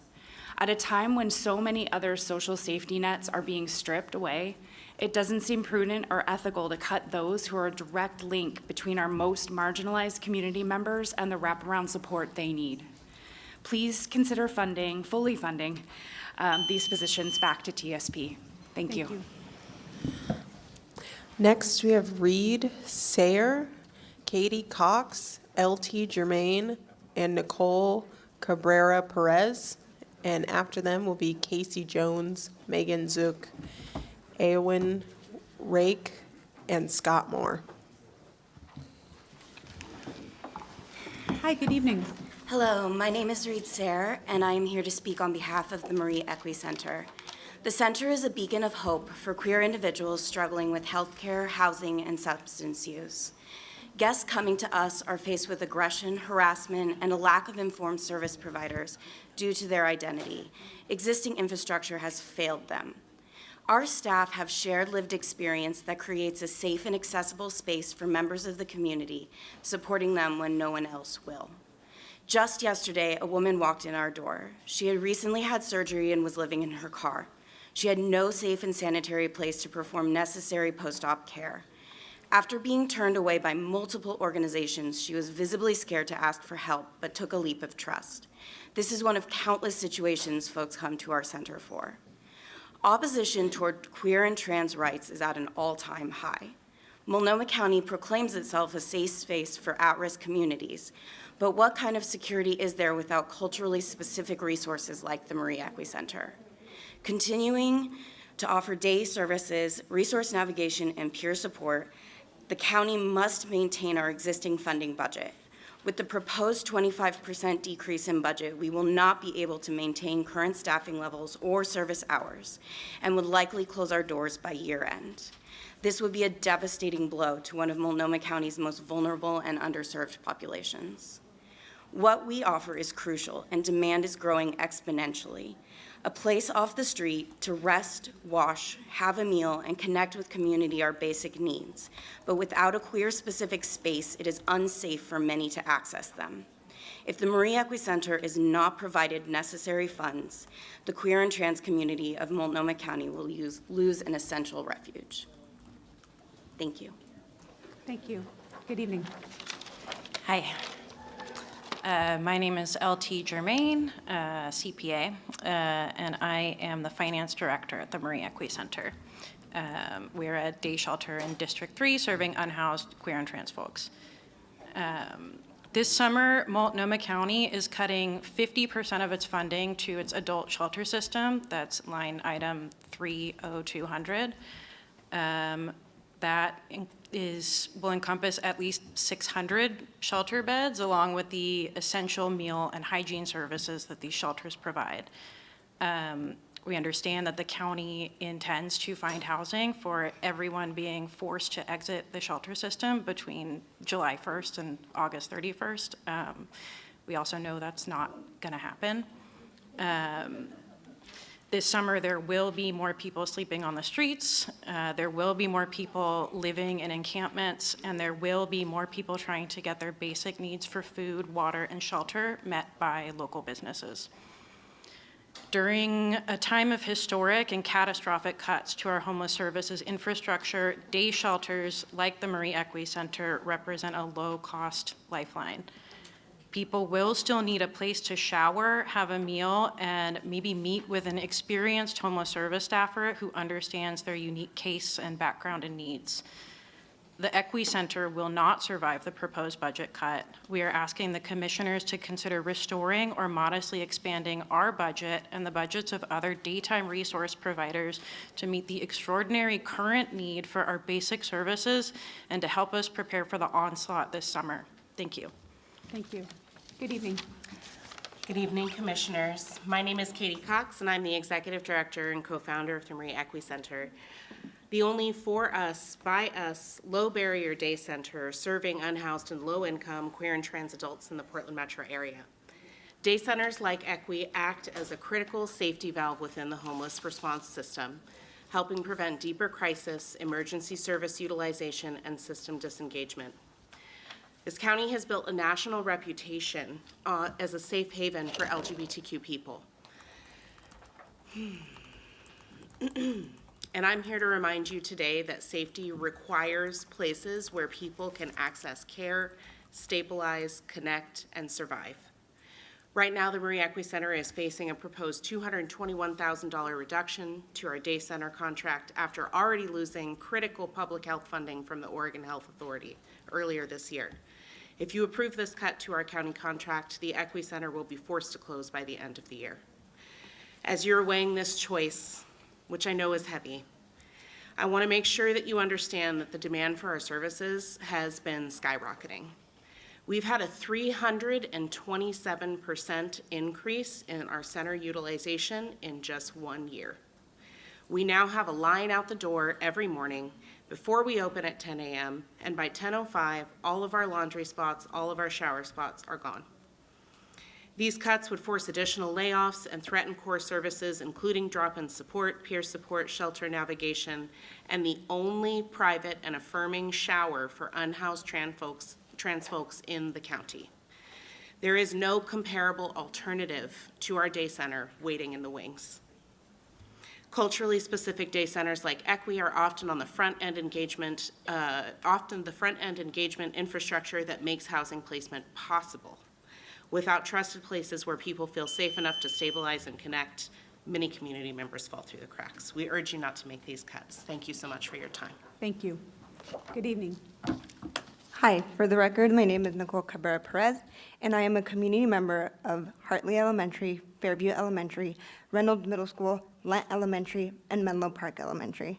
I'm here to speak in solidarity and support of these programs for the SUN programs that are set to be cut in the next school year. I have been a lifelong SUN student, and I have come full circle as I am now a SUN coordinator for Menlo Park Elementary. Tonight, I want to share with the county the outcome and positive experience SUN has had over a period of my life, over 20 years now. And just for reference, SUN School has been around for 26 years. A little silly, but in elementary, I learned that I liked macaroni and cheese with lots of pepper on it because of a SUN class, a SUN cooking class. In middle school, I got to visit and learn about the FBI. I learned to cup stack. I volunteered in the garden, which I love gardening now. And I also got a full-rounded sex ed education for Latinos called Cuídate. In high school, while I did not participate in SUN School, I went back to volunteer to the middle school that had given so much to me. And that's kind of how I ended up here. I made a full circle by giving back to my community now at Menlo Park Elementary, and I see the need, and I see myself in these children, and I see the future that they could potentially have just like myself.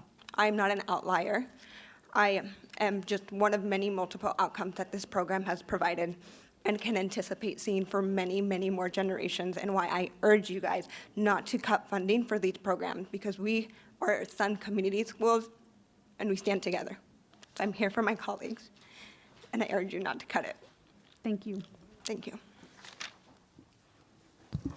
Next, we have Casey Jones, Megan Zook, Eowyn Rake, and Scott Moore. And after them will be Noah Goldman, Rachel O'Rourke, Daniel Martinez Hernandez, and Austin Keeper. Hey, good evening. If you're ready, please go ahead and begin. Good evening, Chair and members of the Commission. My name is Casey Jones. I work for the Corrections Health, and I'm the lead transition planner within the Transition Services Program at the Multnomah County Detention Center and the Inverness Jail. Tonight, I'm asking the Commission to fully fund the transition planners and the TSP program. Our transition planners primarily work with folks with an acute mental or medical illness, as opposed to our counterparts on the MCSO side, the corrections counselors, Steve Cicatelli's team, who work with the general population. Transition planners at these facilities are experts at navigating the jail system. They serve as a friendly contact point for community partners. Transition planners serve as a liaison to keep folks connected to services they already have in the community before coming into custody, which is all too often lost when the individual comes into custody. They also work to connect folks to new services and new supports. They work closely with community partners, including all types of case managers, the aid and assist courts, mental health court, probation officers, attorneys, family members, medical and mental health providers, etc. When a referral is made, the transition planners are generally the first point of contact within TSP and are responsible for assessing the needs of the client. After the initial assessment, they then guide the services that are appropriate. They serve as sort of a quarterback and direct the work as determined by the client and the transition planner in their collaboration to develop a plan to support the client. Linking individuals to community-based services like housing, medical appointments, and medications before they are released addresses immediate needs to prevent crises, improve continuity of care for mental health or substance use, and promotes long-term stability, reducing the likelihood of rearrest. It further reduces the risk that a mentally ill or medically fragile individual will become a victim of a crime.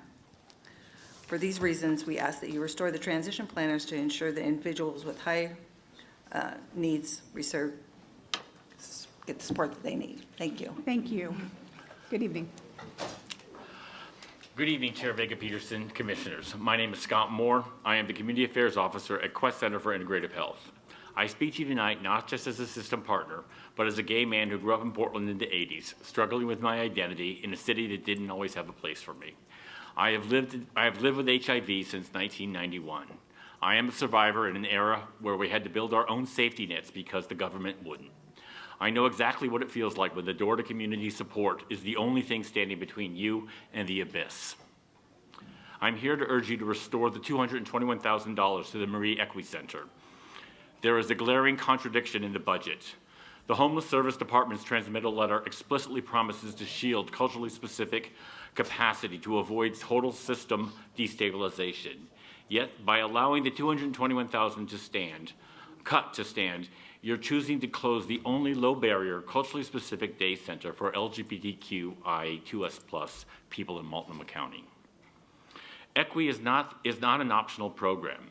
It is a survival infrastructure. In just 1 year, they have seen 327% increase in demand. How can we claim to be a safe haven while we dismantle the only open door left for queer and trans neighbors experiencing homelessness? The system impact. At Quest Center, we see the downward consequences of these decisions. When you cut the front-end stabilization that EQUI provides, our clinical systems become the sponge for untreated crises. It is fiscally irresponsible to add $10 million to a housing placement package while simultaneously cutting the $221,000 engine that builds the trust necessary to move community into those homes. If EQUI closes, the guests don't just disappear, they simply lose one safe door that they can walk through. I urge you to sponsor an amendment to restore the $221,000 for program offer 30210, ensuring the equity shield promised by the HSD become a reality rather than a terminal budget cut for our community. Thank you. Good evening. Good evening. My name is Megan Zook, and I work for Metropolitan Family Service, a nonprofit organization that's been meeting Multnomah County families' needs for 75 years. MFS was one of the first providers of the Sun Community School Initiative, providing Sun services since the 1990s. Currently, our agency is the lead provider in Regions 4 and 5, and I am the director of the Community Schools Department at MFS and have 17 years of work within East Multnomah County. I'm here tonight to first thank you for your continued support of the Sun system. I have had the pleasure for many years of witnessing students who are healthy, happy, and making academic growth. Unfortunately, in this past school year alone, we have seen an exponential increase in youth mental health, emotional regulation, and use of violence concerns. I have received the most incident reports this school year with youth as young as second grade confiding in my staff about acts of self-harm and thoughts of suicide. I consistently see reports of students who, when upset, instinctively use violence against other students as their problem-solving tactic. This year not only brought an increase in economic hardship due to SNAP reductions and an increase in cost of basic needs, but also an increase in fear. Immigrants, refugees, and quite frankly, individuals of color are living in a heightened state of fear due to what feels like a target on their back. As we have seen ICE agencies in the communities just doors down from the schools we work in. This has been an incredibly stressful time for families and students impacted, and we are seeing this effect in our students' and families' well-being. We are here supporting our families through these challenges, and it is clear that the Sun service system is providing crucial anti-poverty and mental health support. I want to thank you for your commitment to prioritizing support of communities in highest need. And it is clear to me now more than ever that the Sun service system needs your continued support to be a fully funded Sun system. Thank you. Thank you. Good evening. Good evening. My name is Ayo Enrique, and I'm here to ask you to fully fund the Transition Services Program. I feel almost embarrassed to ask when I hear all of the other programs that are here and all the incredible services that are being cut, and I do not envy your decision. What I do know is the Transition Services Program will leverage every dollar that you commit to that program to increase the success of every program you have heard about tonight and everyone you will hear about later today. I have spent 30 years as a family doctor and an addiction medicine specialist. I have never seen a program as impactful as the Transition Services Program. I want to do a thought experiment. Join me. So let's say every single person in this room is incarcerated, all of us, and 5 of us are going to get out today. Commissioner Moyer, you have a substance use condition. You walk out in the middle of downtown, and within 2 seconds, someone offers you some fentanyl. You don't have any medications. You haven't been connected to treatment. You don't have any naloxone. You use some drugs and you die. I'm sorry. If the transition services program existed, that would not have happened. Commissioner Moyer, you have a mental health condition and you get out and you don't know where to get your meds. Maybe they were even called into a pharmacy, but you can't get there. Transition services would connect you with those meds. Chair Jessica Vega Patterson, you don't have housing. We would make sure that you did. Commissioner Brim Edwards, you don't have any clothes. We would make sure you have clothes. You came in the winter, or in the summer, and you're getting out in the winter. And then Vice Chair Jones Dixon, no one cares. You don't feel like anybody cares. And TSP cares, and we make sure that everyone in this community is safe. Thank you. Thank you. Next, we have Noah Goldman, Rachel O'Rourke, Daniel Martinez Hernandez, and Austin Keever. And after that will be Justine Kilsby.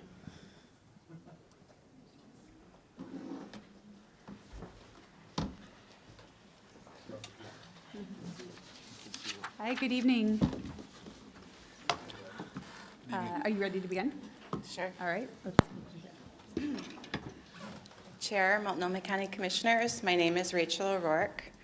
I am an acute care coordinator with the Crisis Line, and I'm also Vice President of Local 88, representing 4,000 employees across Multnomah County. Prior to working at the Crisis Line, I served 10 years as an art therapist in East County. I worked in Parkrose High School, I worked in Reynolds Middle School, and I worked in a now shuttered Human Solutions shelter. I know firsthand the heavy trauma children and families carry from community violence, poverty, and systematic racism. I know how desperately they need our frontline workers. East County is already the epicenter of our community's struggle for basic survival. We've heard a lot of those stories tonight. If you proceed with these cuts, East County youth and families will bear the brunt of trauma. Stripping life-saving mental health care and social services from children and their families who are already pushed to the brink is a direct betrayal of our Multnomah County's mission. The trauma in East County isn't just systematic, it's actively escalating due to high-stakes ICE detentions and high-profile federal enforcement actions in East County, in schools, in neighborhoods, in homes. When children and their families are experiencing the severe stress, depression, and panic attacks triggered by the threat of family separation, slashing the very community-based workers who help them survive is completely unconscionable. Right now, Multnomah County's budget priorities are completely misguided.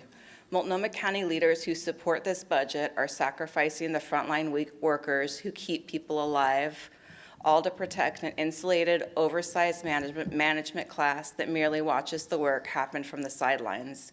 It makes absolutely no sense.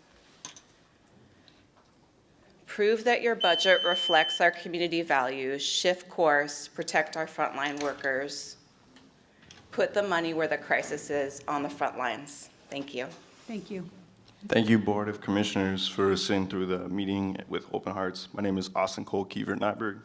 I work as an outpatient counselor at Fora Health, and when I leave work each day, I go home to serve as a recovery house manager for 12 men at Lasco Refuge under Nathan Lasco. They are my brothers. I've lived this work from both sides. I spent 5.5 years incarcerated. During that time, I wrote the name of the organization I dreamed of creating on my cell wall. I promised myself that if I ever got another chance at life, I would dedicate it to helping other men find recovery, stability, and purpose. Since then, I graduated from the University of Oregon, became a certified alcohol and drug counselor and certified recovery mentor, committed my life to recovery services and reentry support. Through my work at Fora Health and sober housing, I've seen firsthand that treatment alone is not enough. If people do not have stable recovery-oriented housing afterward, men can complete treatment successfully and still fall back into crisis because there is nowhere structured and affordable. So the HRSN helped me for 6 months, and then I decided to try to open up a residential 3.1 for men out of my home that I bought, and it was very difficult to do that with permitting and development. And so I turned it into a recovery house where I will be orientating a guy who just got a detox tonight and another one who's in another chance treatment tonight. So Yeah, recovery housing works because it creates belonging, accountability, and long-term support. It reduces relapse, incarceration, because I work with them after multiple relapses and I don't just kick them out, and I'm accountable for them when they leave. And I'm asking the board to continue investing in this recovery-oriented housing and treatment. Thank you. Thank you. Good evening. Chair Vega-Peterson and commissioners, my name is Noel Goldman. I'm a member of AFSCME 88. I have worked in a county-funded homeless shelter as a housing case manager since December of 2020. I'd like to discuss housing case management and break it into a few categories. We have screening barriers, resource navigation, income development, which is largely employment and disability, and placement sustainability. Apartment screening barriers indicate who is to be accepted and denied tenancy based on criminal, eviction, and credit background checks. These follow guidelines defined by statute and law. Resolving screening barriers can be laborious and can require coordination with multiple external parties. Resource navigation is connecting people to existing programs that rebuild a basic safety net to address, by addressing needs directly or by reducing expenses. I acknowledge many invaluable programs are county funded, some represented here, but they can be so complex to navigate that it's a full-time job connecting people to the resources for which they're eligible. Placement sustainability is making sure somebody's housing matches their preferences, needs, and income. A placement can be easy. Find a negligent landlord to bypass screening barriers, pay for a few months' rent, and the metrics are positive. But if you're not thinking about sustainability, you have situations where someone is needing rent assistance, then eviction prevention, then arrears assistance, then HRSN, then eviction legal assistance, and again until it falls apart and they lose their home. This time with an eviction and substantial property debt on the record. Each contact here is recorded as a successful intervention for metrics, when in fact this is an unsustainable placement. I hope my summary of case management gives an impression of the complexity and laboriousness of the work, but also its value. Case managers work within a landscape of extreme housing shortage, and many aspects of the work have externally determined waiting periods. But the county shelters provide an ideal settings to navigate this process. We work where our people live. The HSD is trying to argue that shelters are not worth the investments, and I think that is inappropriate and inaccurate. Thank you. Thank you. Last up, we have Justine Kilsby. I wasn't sure if I was allowed to sit here. You're allowed. I'm going last, so I'll keep this very short.